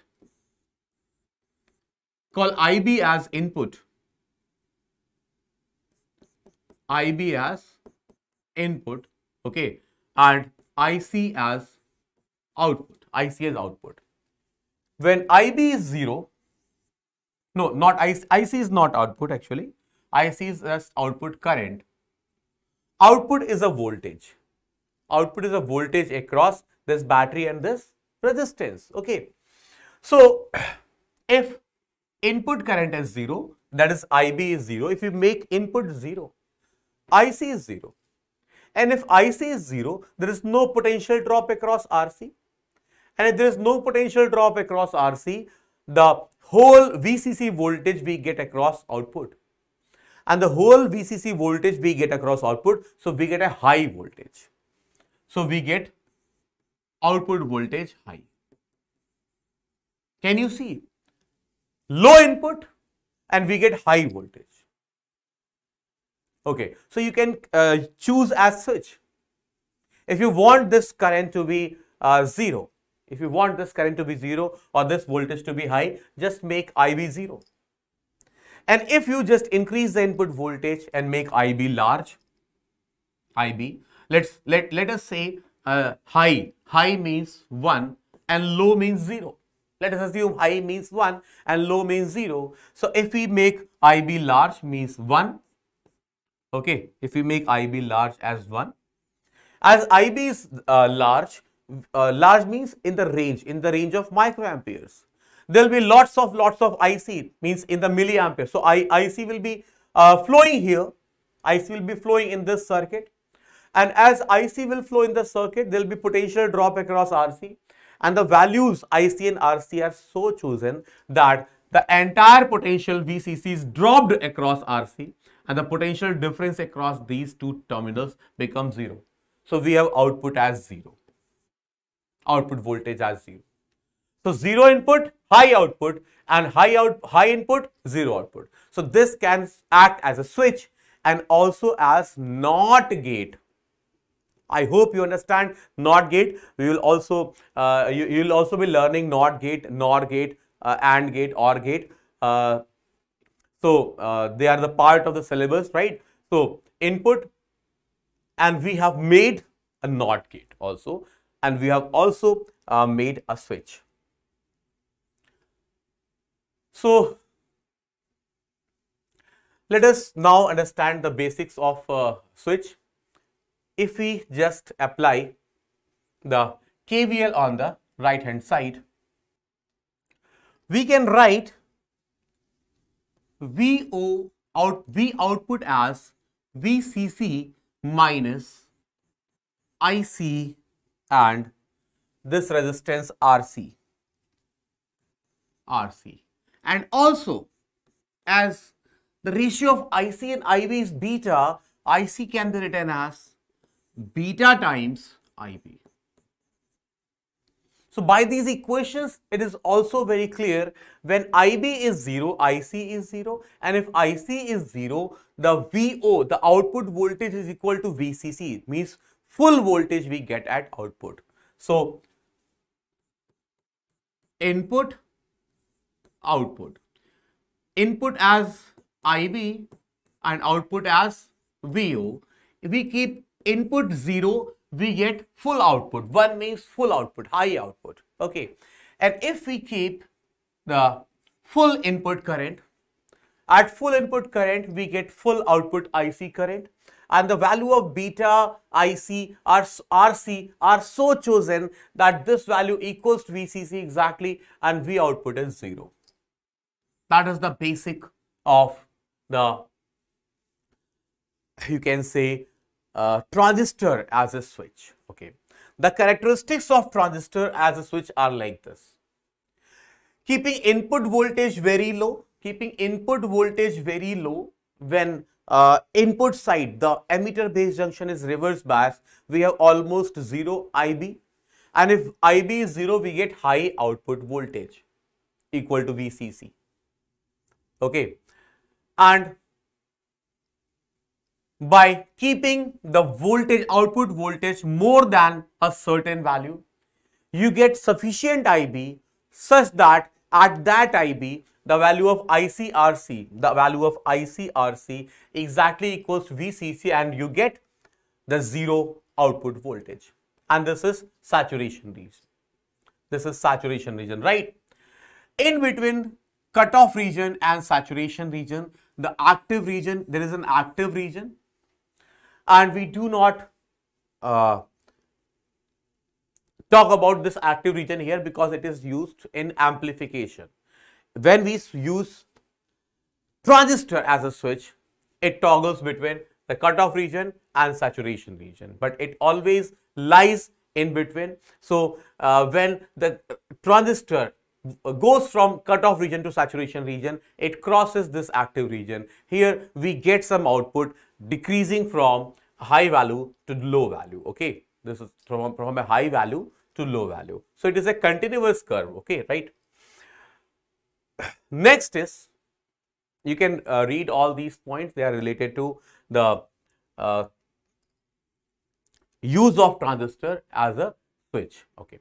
Now we have to study transistor as an oscillator. Let me tell you one very important point. The transistor here does not act as an oscillator. Who acts as an oscillator? is an LC oscillator circuit. So let us first look at this diagram. We have a capacitor and inductor connected together.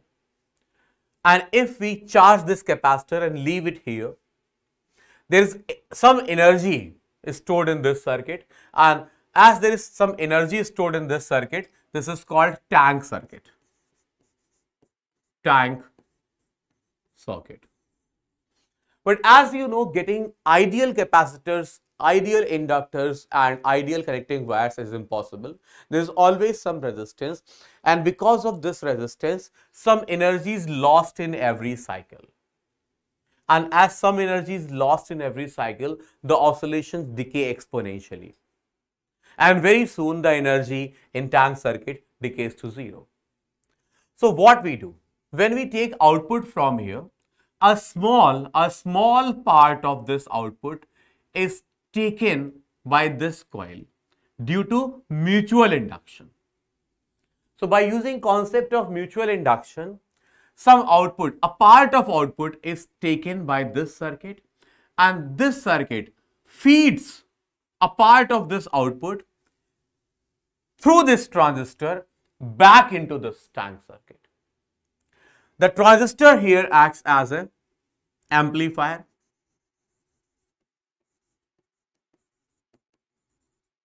So we take a very little amount of output through this circuit, through this mutual induction, and we feed in amplifier.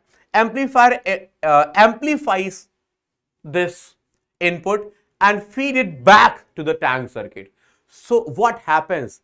What happens here is the loss that takes place in every cycle is fed back to this using this amplifier circuit.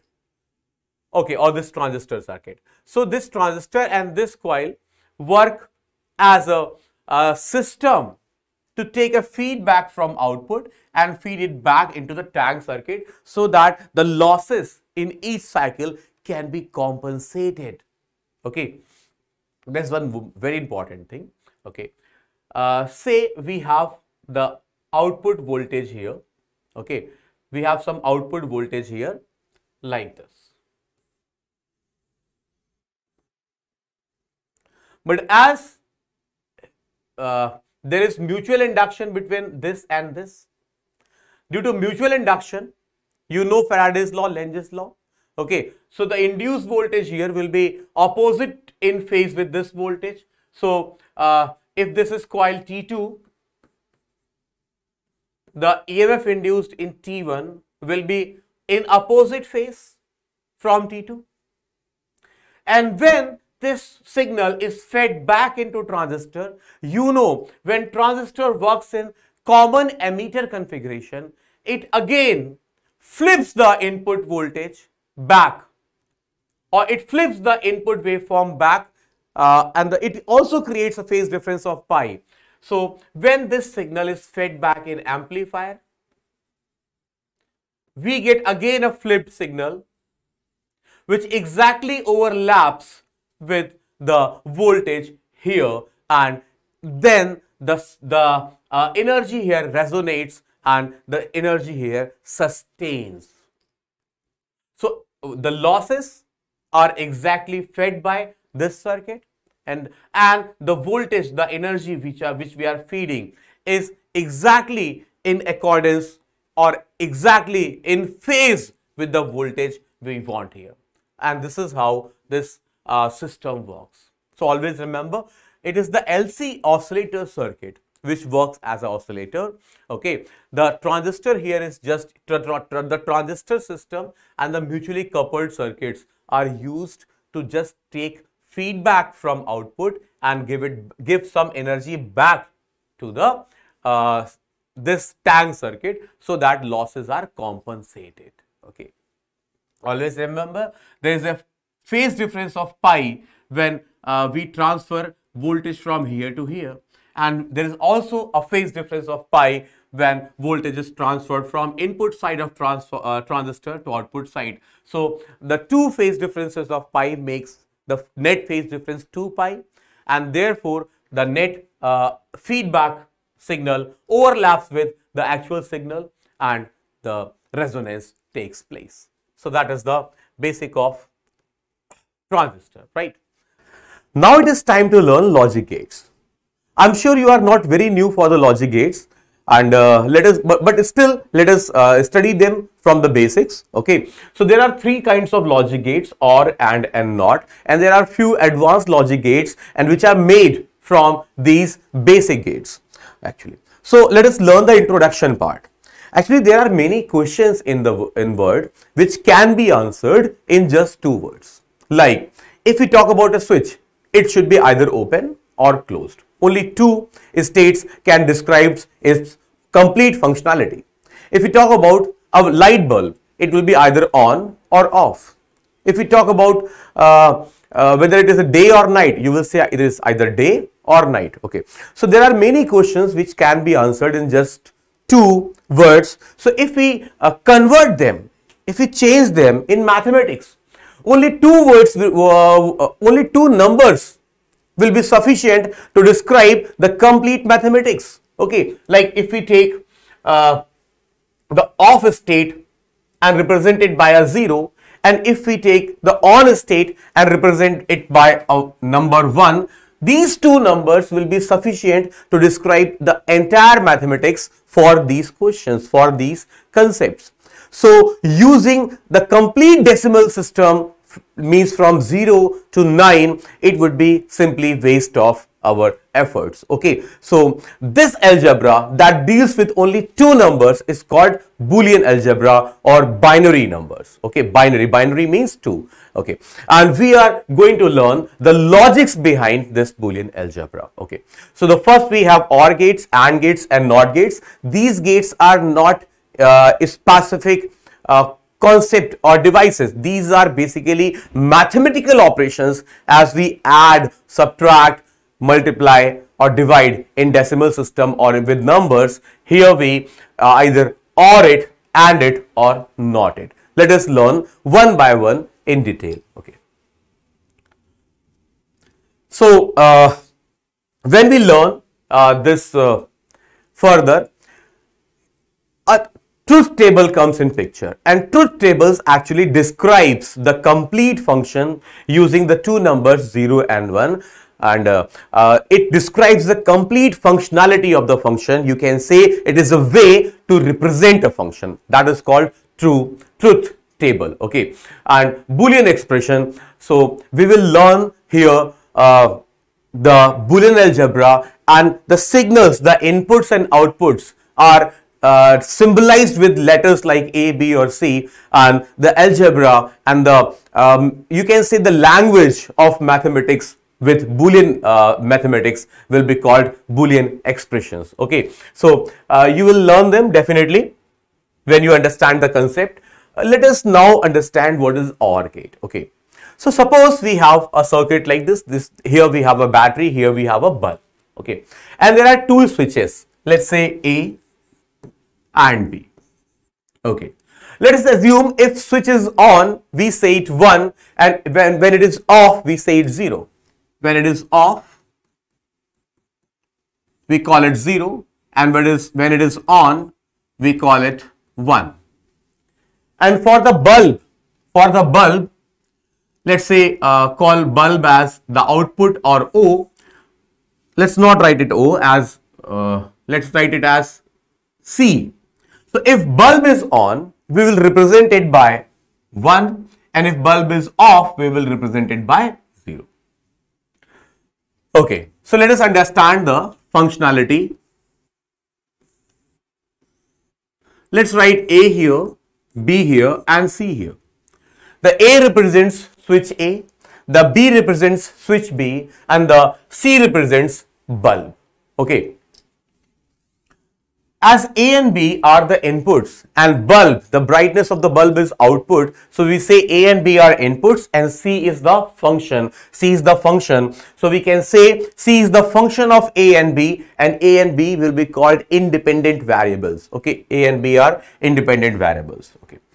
So let us see how the C responds for all combinations of A and B. So if you want to write all combinations of A and B, just write 0 twice and 1 twice, and for A alternately write 0 1 0 1. So this covers all the possible combinations of A and B. The first line says A is 0, B is 0. So if A and B both are 0, means both are off. Both are open switches. And if both are open switches, there is no potential difference across the bulb and bulb is surely off. So bulb is off means C, you can see the output C will be 0. But suppose if A is 1 and B is 0, means one switch is on. So if one switch is on, there will be some potential difference. There will be potential difference. This battery's potential will be getting by the bulb, and bulb will glow. So if one switch is on, we will have bulb glowing. So I should write 1 below output. Okay. Now we talk about the third line, which is 0 1. Okay. So if A is off and if we close the switch B, still we get potential difference across the bulb, and if bulb across the bulb we have the same potential difference, so bulb will be on, and if bulb is on, we should write 1 here. Okay. And if we talk about the last line says both the switches are on. If both the switches are on, in this case also it doesn't make any difference whether one switch is on or both the switch on here. So you again get potential difference across the bulb, and if you get potential difference across the bulb, bulb will surely glow, and we should write 1 here. So this is actually a table. This is actually a table that represents mathematically complete functionality of this apparatus or this system. Okay. And this table is called the truth table. Okay. That we explained here. So this is our truth table. Okay.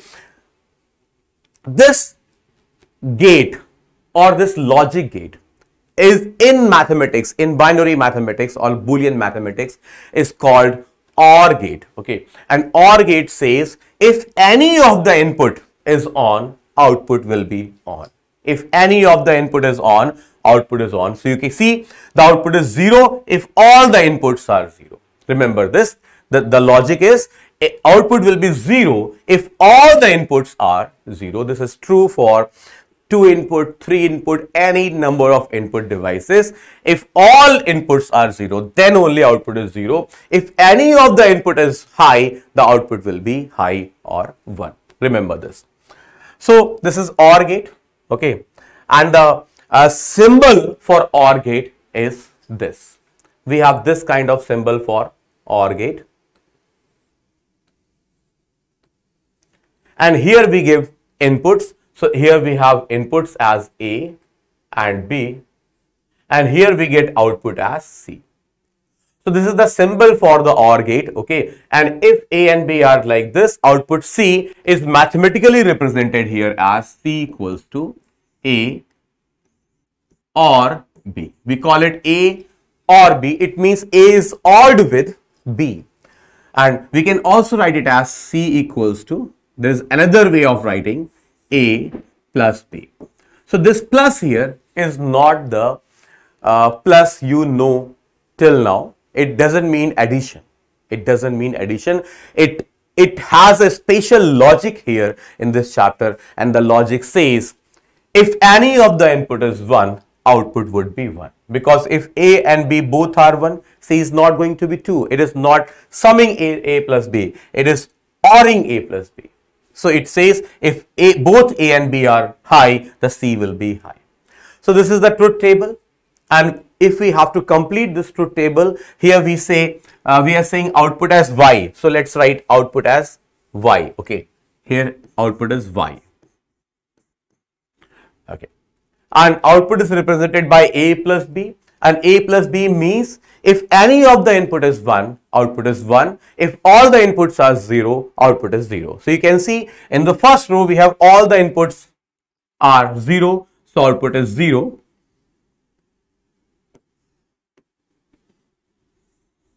And if any of the input is 1, output is 1. And that is the basic logic of OR gate. Okay. Now let us understand the next gate, which is AND gate. Okay, this is actually the construction, how we construct electrically OR gate. Okay, so the electrically OR gate is designed using two diodes like this, and here we give signals. Okay, so we have a voltage here like 5 volt. So here we say if potential is 0 volt, it is 0. If 0 volt potential will be called 0 and 5 volt potential will be called 1, means high. Okay, so usually the low voltage is called 0 and the high voltage is called 1. Okay, so if A and B are here and if A is given high voltage, see if A is given high voltage, just imagine if A is given high voltage and B is given 0 voltage. Let us assume A is given high voltage and B is given 0 voltage. The diode D1 will be in forward bias, and if diode D1 is in forward bias, it will conduct and the high voltage will be at C. And if high voltage is at C, there will be potential difference across R, and that potential difference is, we will get the same potential difference across output, means output is going to be high. If we make A 0 and B 1, in that case it will be off, it will be in reverse bias, you can say, it will not be conducting, and this will conduct now because it is in forward bias. If it is in forward bias, again we get potential difference across R, we get potential difference across output, and we get answer as 1. If we keep both the inputs high, again both diodes will conduct. If both diode conducts, we again get potential difference across R, we again get potential difference across output, so output is high. In what condition output will be low? If we keep both 0. If we keep both 0, both diode will not conduct. Both diode will work as an open circuit, and if both are open circuit, there will not be any potential difference across this resistance, there will not be any potential difference across this output, and we get 0. So that is the basic logic of OR gate. OR gate says if all the inputs are 0, then only output will be 0. If any of the input is high, or if all the outputs are high, the output, sorry, if any of the input is high, or if all the inputs are high, then only output will be high. Okay. So I hope you understand the concept. Let us now understand the next gate. Remember, it is not a simple algebra that you have learned in basic classes. It is a logical algebra. So that's why the chapter name is logic gates. So the next gate is AND gate. Okay. To understand AND gate, let us think of this circuit involving again two switches A and B. Okay. Again, if switch is closed, we will say 1. If switch is open, we will say 0. So if we put some combination like 0, 0,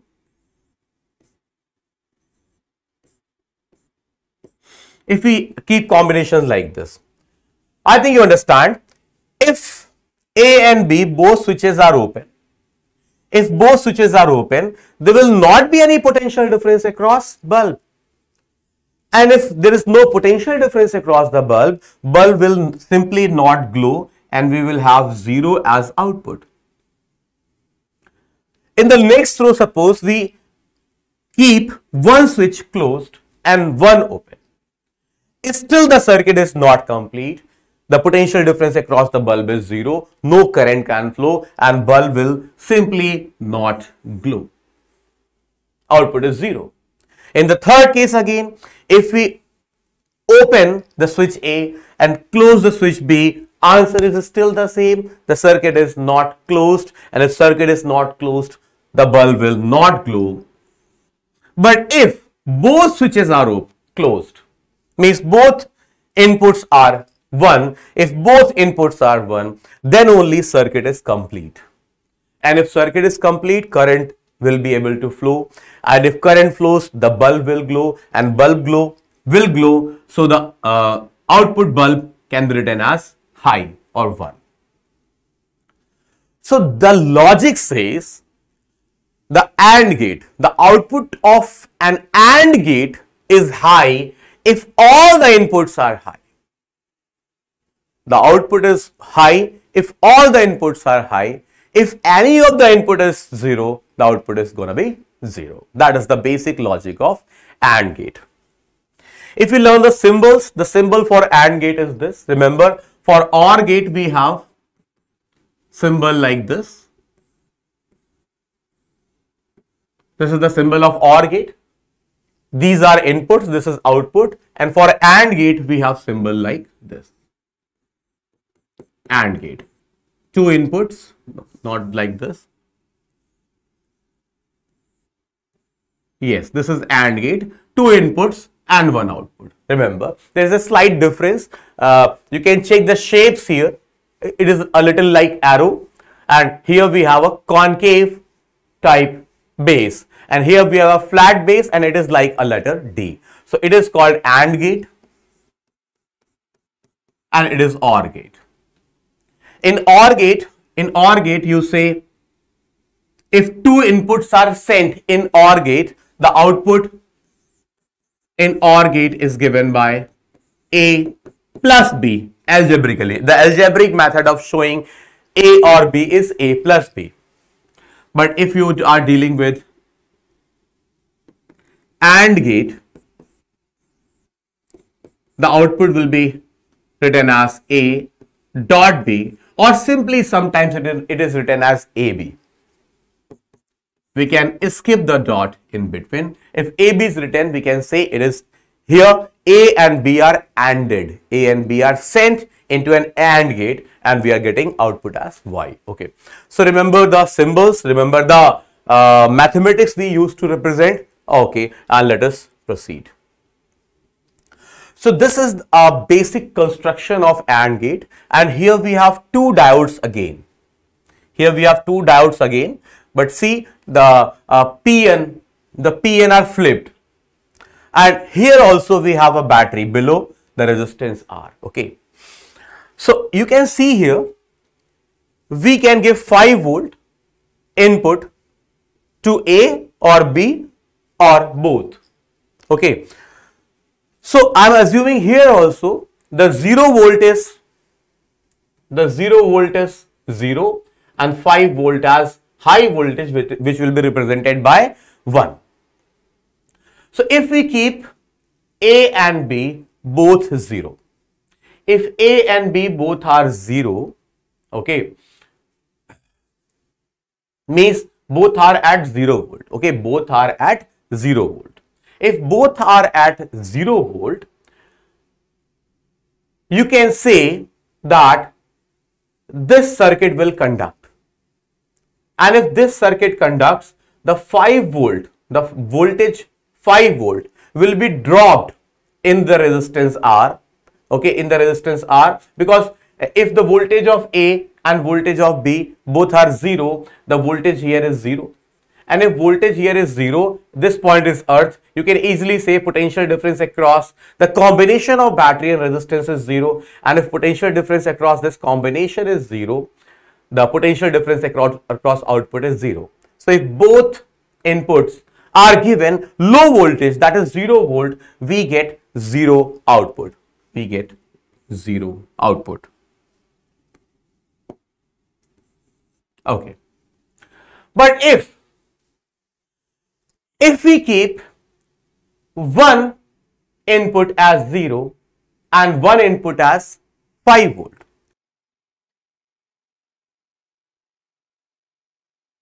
will simply not conduct. It will be off, so it will behave like an open switch. But as this will conduct, because the P side is at higher voltage, so this will conduct, and because of this conduction we get 0 volt here, and if we get 0 volt here, 0 volt here, this is the voltage across the output. So we get 0 voltage across the output because entire voltage of battery is dropped in R, and we get 0 volt across this circuit. So we get 0 voltage across the output, and output is simply 0.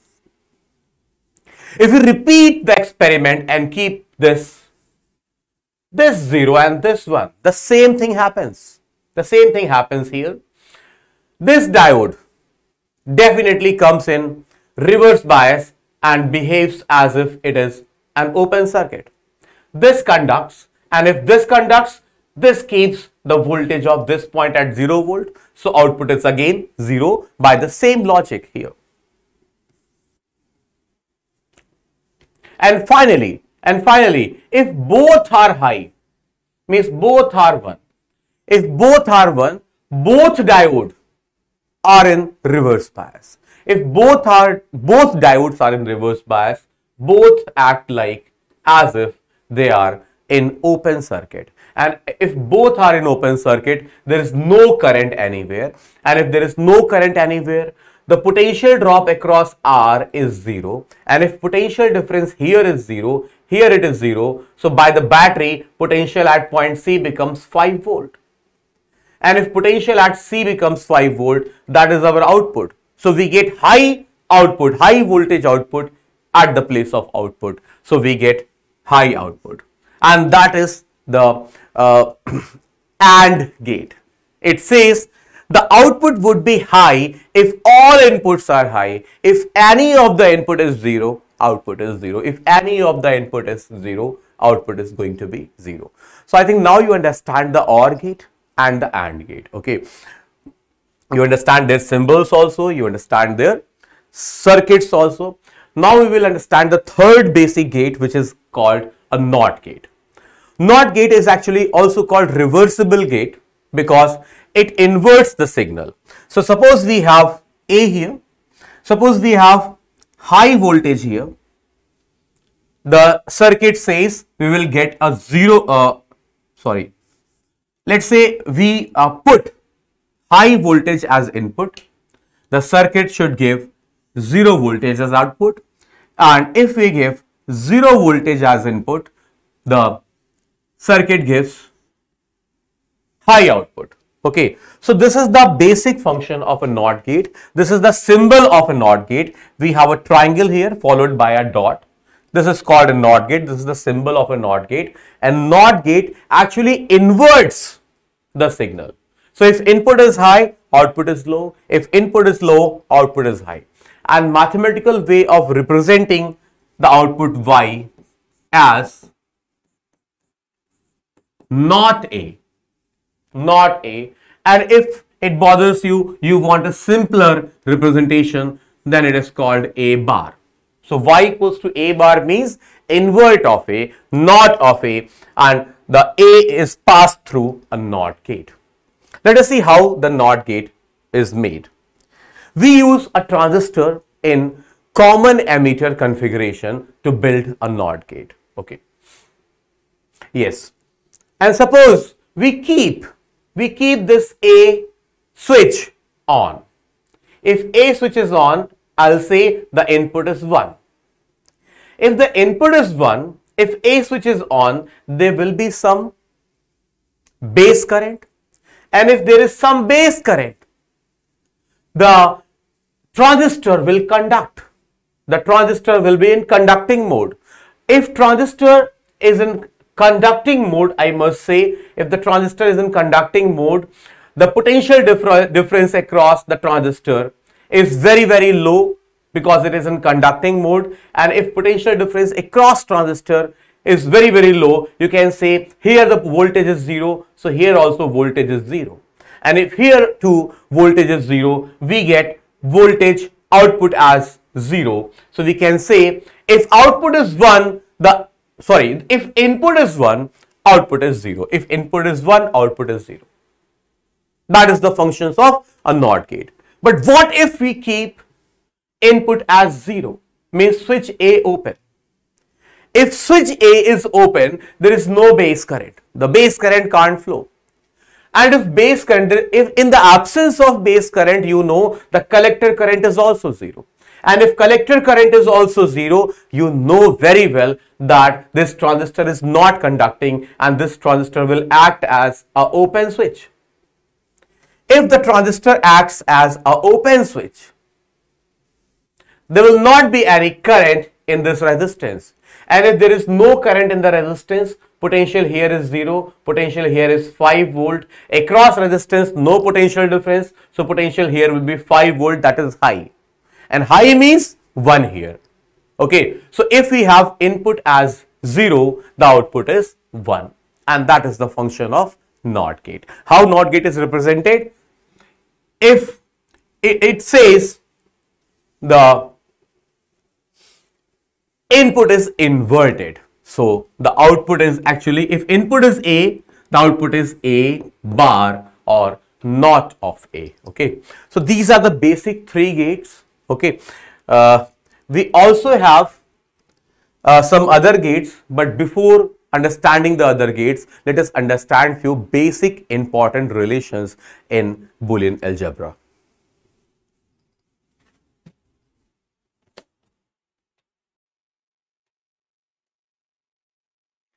The first is A plus 1.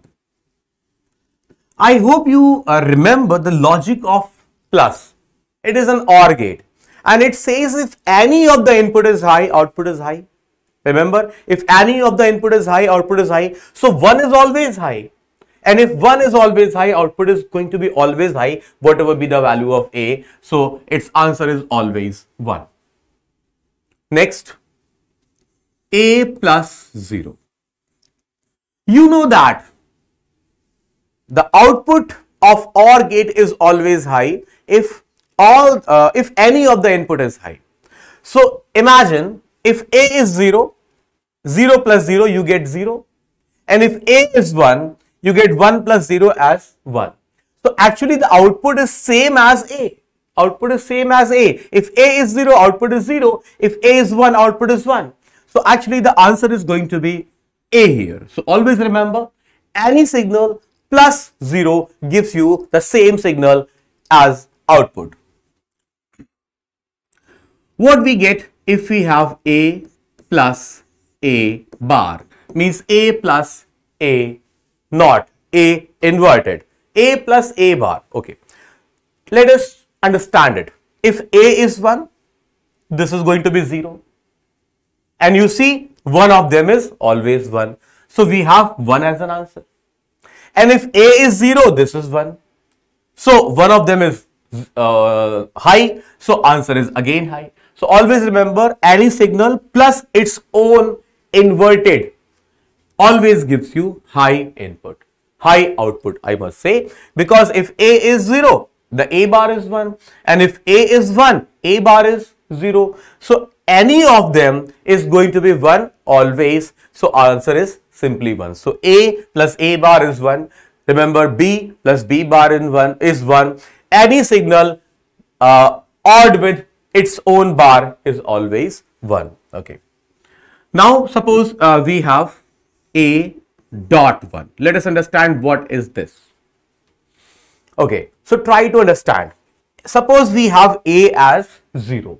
If A is 0, 0 dot 1 is always 0, because the logic of AND gate is output is high only if all the inputs are high.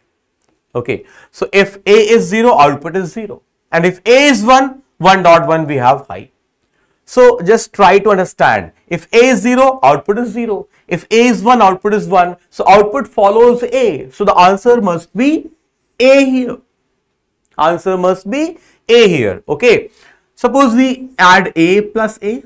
It's simple. It will be A. Remember, it is not a simple algebra. Do not write 2A. It is simply A plus A is A. Because if A is 1, A is 1, 1 plus 1, 1 odd with 1 is 1. So A plus A is always 1. What about A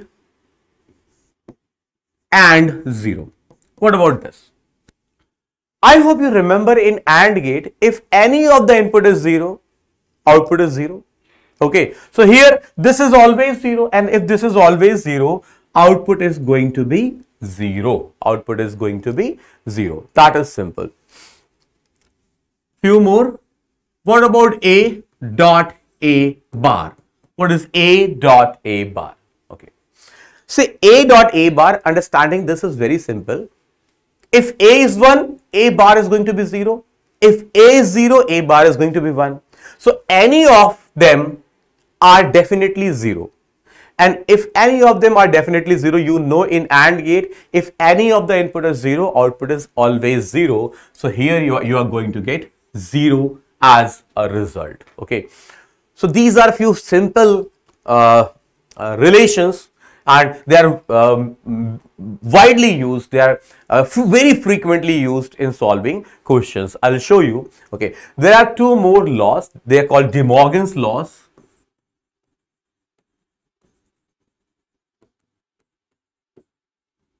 And let us just remember them without proof. Okay. So whenever you see A plus B and it's inverted, means it's bar, A plus B bar, or you can say not of A plus B. So not of A plus B is equivalent to not of A dot not of B, or you can say A bar ANDed with B. Always remember this. And if you see A and B whole bar, it is always equal to A bar plus B bar. So just understand these relations, remember them, and then only you will feel that solving problems is not that difficult. Okay. So there are two more basic gates which are called NOR gate and NAND gates, and these are not new gates. Using the old basic gates you can make them. So what is a NOR gate? So if you attach a NOT gate ahead of a OR gate, it becomes a NOR gate. So NOR gate is a combination of OR gate plus a NOT gate. So what do we get here? We get here A plus B. Here we get A plus B. And here we get not of A plus B, that is A plus B bar. And if you use De Morgan's law, it is also equivalent to A bar and with B bar. So you can say output is any of them. You can write this also, you can write this also, depending upon the question. Always remember, if a OR gate and a NOT gate are arranged in the sequence shown here, this is called a NOR gate. If we have a NOR gate, what should its truth table be like? Okay. So let us draw the truth table. As you know, the output of NOR gate is actually inverse of A plus B. So let us first draw A plus B. A plus B. A or B. You know A plus B. A plus B is high if any of the input is high. Okay. So here you have 0 A plus B. Here you have 1, 1, 1. Because in all three, any of the input is high. So if you just flip them, if you invert them, you have 1 here and 0 here. Okay, let me write with some other color. 1 here and 0 here. Because this Y should be inverse of A plus B. And that is the truth table of NOR gate. Okay, so that is the basic logic of NOR gate. Okay, the next is NAND gate, and as the name suggests, it is the combination of AND gate and a NOT gate. So you just apply a NOT gate ahead of an AND gate, you get a NOR gate. Okay, the NOR gate is represented by this symbol. Okay, so just the symbol of NOR gate is like, draw an AND gate and put a dot. This gives you a NAND gate. And if you draw an OR gate and put a dot here, this is symbol of NOR gate. So what is the output or truth table of a NAND gate? So remember, NAND is simply the inverse of AND gate, and AND gives you AB, it is inverse of AB. So if we draw AB, A dot B, you know A dot B is 1 if all the inputs are 1. If any of the input is 0, A dot B is 0. So here we have 0, here we have 0, here we have 0, and here we have 1. And inverse of this would be 1, 1, 1, 0. So that is the logic or result of a NAND gate. Always remember, the NOR gate and NAND gate are called universal gates, and any kinds of gates can be designed using these gates, and this Boolean algebra, De Morgan's law and the relations I told you help in building the any gate using the NOR or NAND gate, but the NAND gate is widely used. This you should remember. So let us solve few problems based on the things, the concepts which we have studied. This must be a very simple one. It says in the 4 options, 4 symbols are given which in sequence represent AND, NAND and NOT. So you all know this is AND, so the first should be B. NAND, this is NAND, so the second should be D, and NOT, this is the symbol for NOT, so last should be C. So our sequence is BDC, and BDC is in option C, so C is the correct choice. Next, here we have in the following circuit, it says what is the output of this circuit. So here we can see we have a NOR gate, and ahead of this NOR gate, one more NOR gate is applied, and in this NOR gate, this output is fed in both inputs. So let us first understand this one. If we have a NOR gate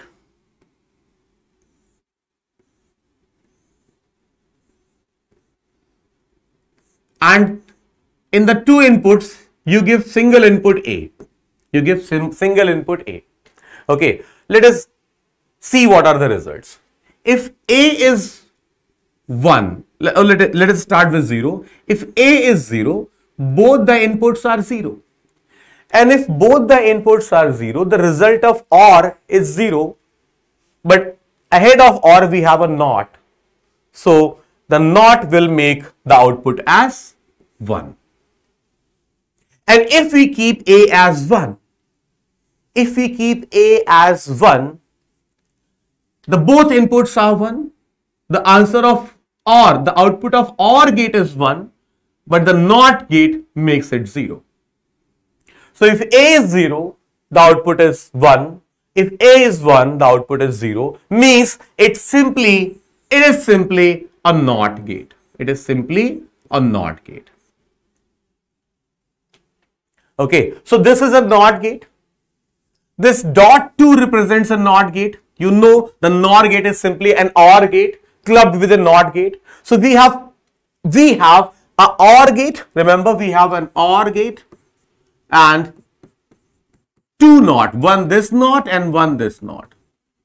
So you can cancel 2 NOT because one NOT inverts and other NOT again inverts. We can also write one more important relation here in the list, that A double bar, if you NOT A twice, it becomes A.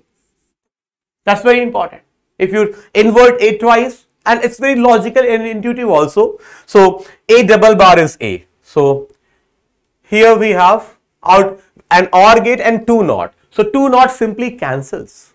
So you can say it is simply an OR gate. This whole combination is simply an OR gate. And if it is an OR gate, output should be 1 if any of the input is 1.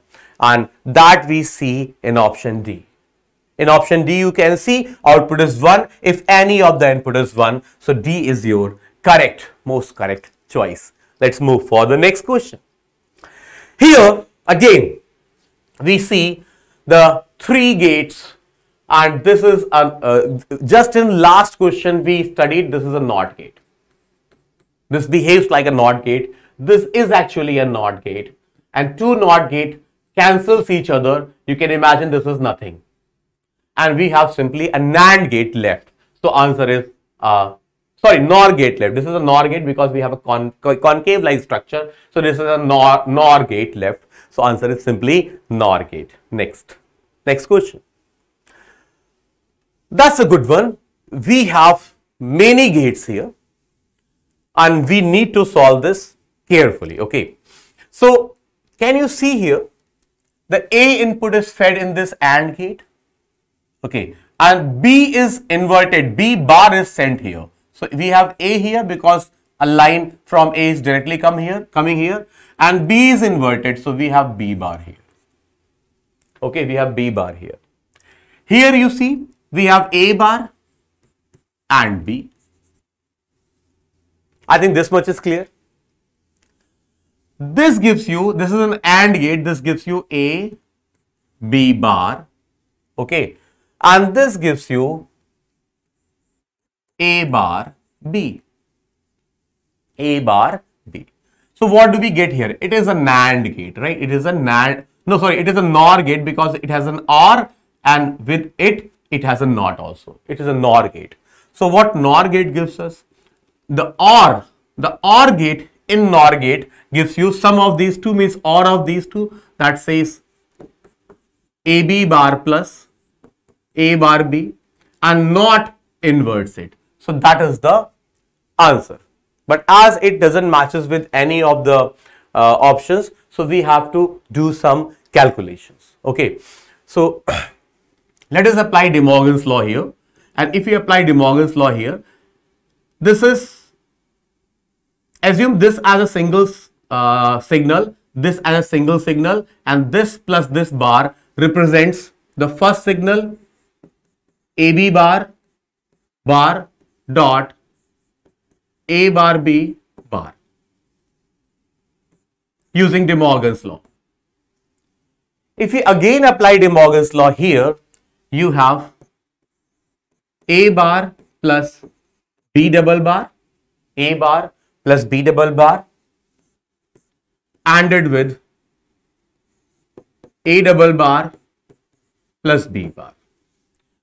As two bars just cancels, this can be written as A bar plus B dot A plus B bar. Let us now multiply them. So we have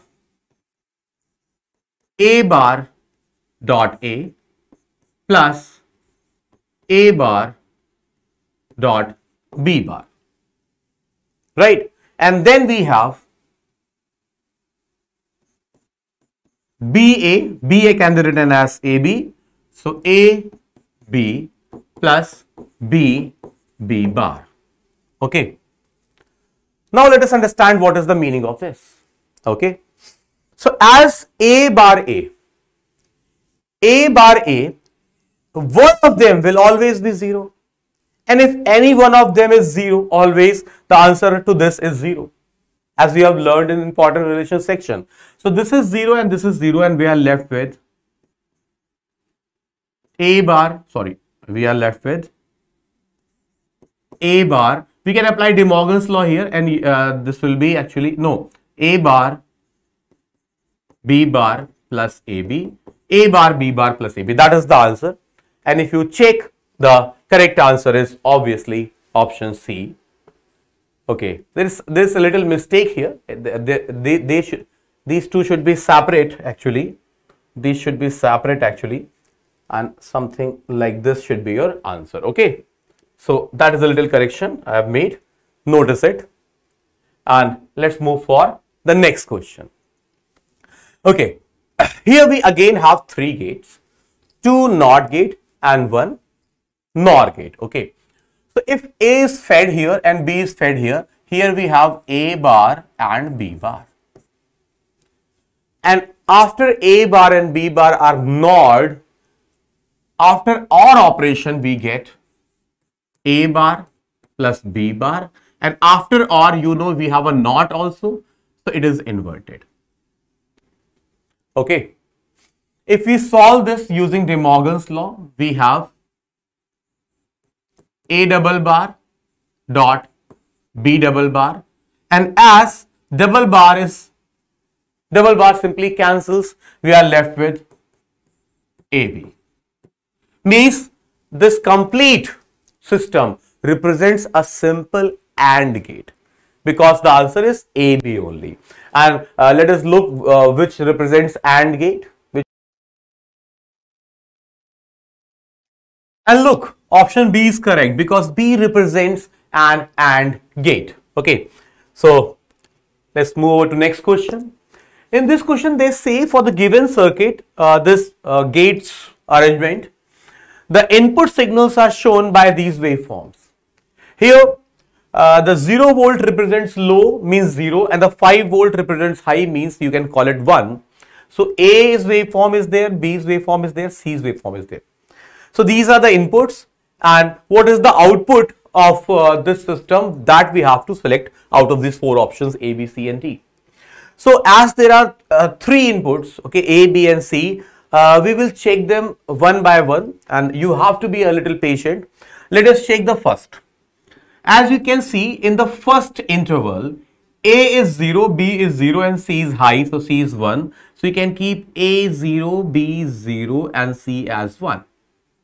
Okay, so here we get 0, 0 and AND gate gives you 0. And here 0 and 1, if 0 and 1 are ANDed we get 0, but not flips it and makes it 1. And if 0 and 1 are odd, we get output as 1, so high. So in first interval the output should be high. Let us see which options are high in first interval. So you can see this is low, and these two C and D are high. C and D are high in the first interval. So between C and D options, there may be an answer. So let us check for one more entry and see for next time interval. For next time interval, we have A high, B low, C high. So if we keep A high, B low and C high, I can keep A as 1, B as 0 and C as 1. As B is 0, if 1 and 0 are ANDed, we get 0 here. And when 0 and 1 are ANDed, we get 0. But after an AND, we have a NOT, so we get 1 here. And if 0 and 1 are odd, we get answer as 1. So the in second time interval, we get high. Okay, and you can see A option is always low. In B option, B option is obviously wrong. We have proved it already. In B option, in second interval, the output is low, so D cannot be your answer and C is the perfect answer. You can check for other intervals also and you will find the output will always remain high, but only the two entries are sufficient to select answer this time. Okay, so let's move to the next question. This question says in the circuit below A and B represents two inputs and C represents the output. So this circuit represents, okay. So let us check, though I think you have recognized it already, but if we keep this as 0 and this as 0, what do we get? If these both are 0, they are not conducting. They are not conducting, you get output as 0. Okay, but if any of them is 1, say it is 0 and it is 1, this conducts, and if this conducts, you get this voltage here because it is conducting. So you get output as high. If this is 1, this is 0, again this conducts and you get output as high. And if both are 1, output is high. So the output represents simply an output of an OR gate. So this is an OR gate and option C is your best choice. Okay, I hope you are getting the idea that how you have to solve in examinations. Okay, you don't need tough relations, you just check the options, and by checking the options even you can solve the answers, solve the questions. So this question says the logic circuit shown below has two input waveforms. The waveforms are given and pick out the correct output waveform. Okay, so if we just put one input here as A and B, here we get A bar and B bar. Okay, here we get A bar and B bar because they are passed through a NOT gate. And here we have an OR and a NOT. So here we have a NOR gate, and in NOR gate you get A bar plus B bar whole bar. Okay. If we convert this using De Morgan's law, this can be written as A double bar dot B double bar, and A double bar B double bar is simply AB. So this whole arrangement is simply an AND gate. Okay, an AND gate says the output is high only if both inputs are high, otherwise output is going to be low. So let us check. You can see in the first time interval both are high. So in first time interval output must be high. So in first time interval you can say B is low and all A, C and D are high. Okay, so B cancels here because B is low. In second interval you see both inputs are low, and if both inputs are low, output of an AND gate is obviously low. So for second interval the output should be low, and in all A, C and D the output is low. So it is not helping. In the next we have one input low, one input high, but output should be low. So in third interval you can say the output must be low, but A says it is high, so A cancels out.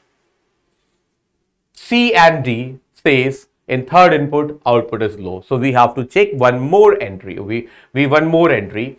So after third interval we can go in fourth interval, which says A is high and B is low.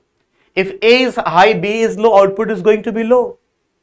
So in fourth interval output should be low, and in fourth interval the D is low, so D is your perfect choice. Here you can eliminate option C also, and further checking is not required. Okay, so that's your answer. Let us move for the next question.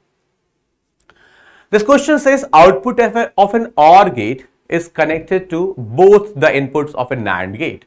The combination will serve as. So if we have an OR gate,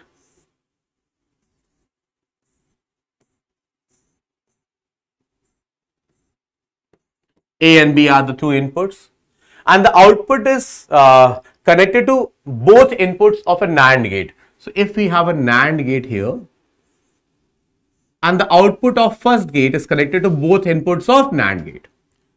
So I already told you in previous questions that this acts as a NOT gate, and it is a combination of an OR gate with a NOT gate, and OR with NOT becomes a NOR gate. So B is your perfect choice.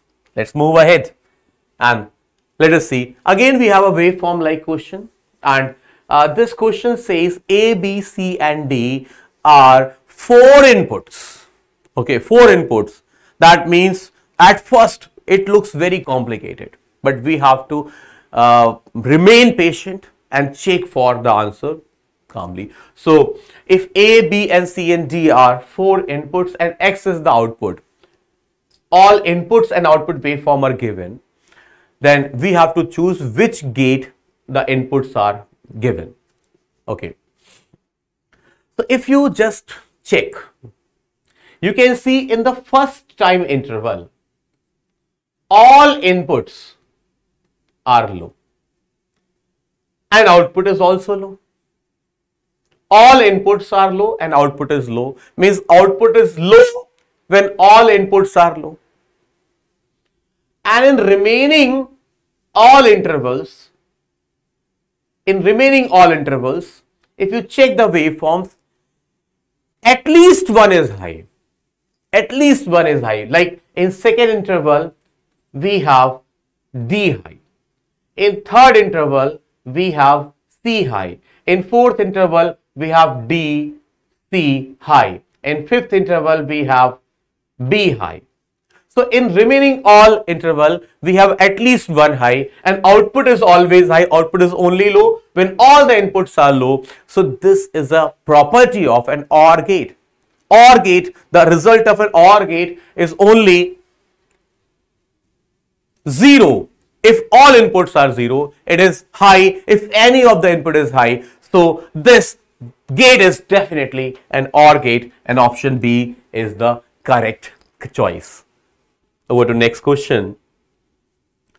So here we have again a gate, and it says A and B are two inputs. A is directly fed to this NAND gate and this NAND gate too, and B is fed to this OR gate and this NAND gate too. So here remember we have A, and here we have A and B both. So here we have A dot B bar. Remember, by De Morgan's law, A dot B bar can be written as A bar plus B bar. You can take any of these two, okay? And here we have B. This is ORed with B in this gate. So output of this gate is simply A bar plus B bar plus B. A bar plus B bar plus B. And here we get NAND of this. A dot A bar plus B bar, and it's not. So these are these two inputs. Okay. Just try to remember what is A plus B bar. A plus A bar. If you add one signal to its own inverse or its own inverted signal, like here we have B plus B bar. What is B plus B bar? Just try to imagine. If you forget, always check. If B is 0, B bar is what? 1. And if B is 1, B bar is 0. So output of B plus B bar is always 1. So this can be written as A bar plus 1. And as A bar, any signal plus 1 is always 1. So we have this as 1. Okay. And here we have just A dot A bar plus A B bar barred. I think you remember A dot A bar is 0 because either of them is 0 and dot of 1 0 is 0. So this is 0. So it remains A B bar bar. Okay. And here we have done A B bar bar and 1s, and they are fed into a NAND gate. So we are left with y equals to AB bar dot with 1 and inverse. Okay. Yes.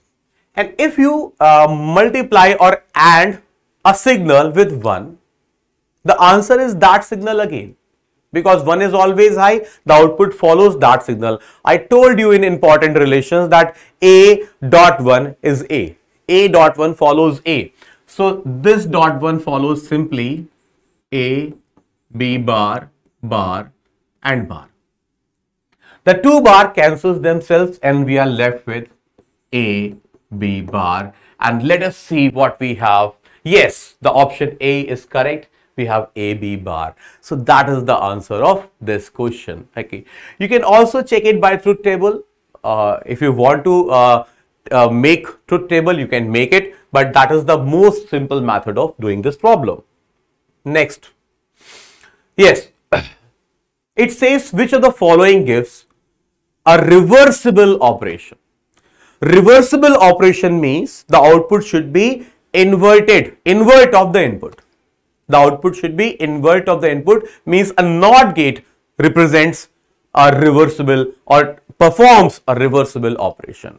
What is a NOT gate? If you check this properly, only this works as NOT gate.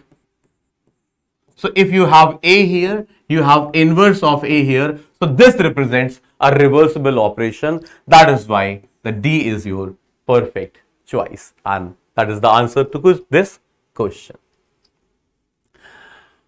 Let us see what we have here in this question. In the given circuit, the value of Y is, okay. And we have given the inputs. We have given 1 here and 0 here. This is the most simple one, though it looks very complicated, but it is simple because we have only one set of inputs. Okay. So 1 here Not flips it, so it becomes 0 here, 0 here and 0 here. Okay. This 0 passed through not, it becomes 1, so it becomes 1 here. And the 0, if fed to a NAND gate, gives you 1. Okay. Let's bring this 1 here. So here we have 1 and here we have 0. NAND give you 0 or 1, the result as 1, because 0 and 1 ANDed, they give 0 and NOT gives you 1. So here is 1 and here is 1. Okay. Now here the two inputs are 1 and they are fed to a NAND gate. And if they are fed to a NAND gate, AND gives you 1 and NOT gives you 0. So Y is actually 0. So the answer is simply 0 and the correct option is B. So B is your correct option. That's the question. And let us move for the next question. And here we have a very complicated looking question. It says the Boolean relation at the output stage Y for the following circuit is. Okay, let us see. So this circuit has two parts. One, the first section is this and the second section is this.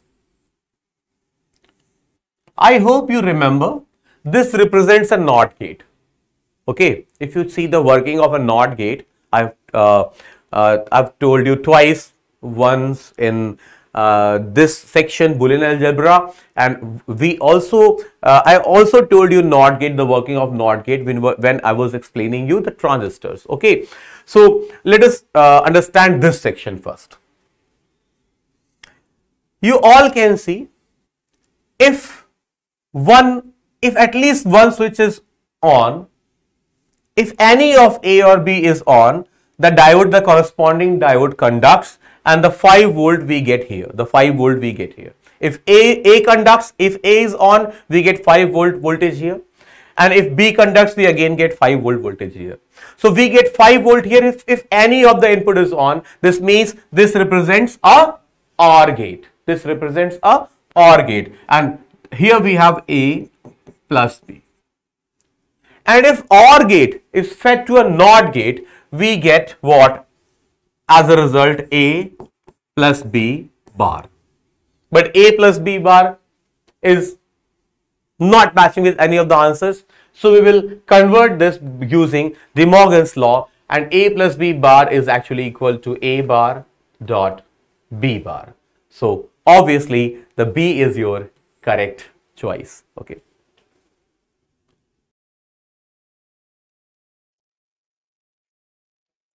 Now we will learn about integrated circuits. What are integrated circuits? See, in old times, we used to connect diodes, transistors, PN junctions, resistors, inductor, capacitors separately. And we used to solder them together, and the circuit used to be very bulky and very vulnerable to shocks or impact. In spite of discovery of transistors were very small, very tiny, but still if you club many transistors, the circuit was too clumsy. So after some time, a new technology came into picture, and that was integrated circuits. So what are integrated circuits? It involves the concept of making the entire circuit on a very tiny silicon piece. So we take a tiny silicon piece and we make all the circuits on that tiny piece. Okay, and that tiny piece becomes, after making the circuit, it becomes an integrated circuit, or in short we call it IC. The technology that is involved here is called monolithic integrated circuit or monolithic technology. Actually, the mono means, the monos is from word one, and lithic is from word stone. So it means you take one stone, and one stone is complete for all the operations, all the functions. So this is the monolithic technology, and basically this has revolutionized the electronic circuits, and it has made them very cheap also, because they used to be very expensive in old times. Okay, So basically ICs are of two types. One is analog IC, analog integrated circuits, and the second is digital integrated circuits. Analog integrated circuits are those which give you a continuous output or continuous signals. They have usually in them the signals or the output is proportional to input. But if we talk about digital ICs, they involve circuits like logic gates, and outputs are only of two types, 0 or 1, high or low. So these are digital ICs, and they involve the lots of logic gates in them to make circuits. Okay, so depending upon the level, the number of circuits you form on a single IC, they have categorized the IC into many class heads. The first is SSI, that is a small scale integration, and if you have less than 10 number of logic gates on a single piece of silicon, the technology is called a small scale integration, or the fabrication is called a small scale integration. But if you have almost less than 100 circuits or 100 logic gates on a single piece of metal, this is called medium scale integration. If you have between 100 and 1000, it is called large scale integration, right? And it is called very large scale integration if the number of logic gates on a single chip are actually more than 1000. Okay, the technology was initially very expensive, but the introduction of large scale integration has made it very cheap, very inexpensive. So that's all for today. I hope you enjoyed the session, and believe me, I've taken every piece of information in full detail in this section particularly. So if you study this lecture properly, if you follow this lecture properly, I believe in fact it will be sufficient for all the exams, whether it is board, whether it is NEET, or whether it is JEE main. You do not have transistors and semiconductors in advance. So be it any exam, you can crack it very easily after studying this lecture. So thank you so much. I wish you all the best for all the exams you are going to face. Thank you so much.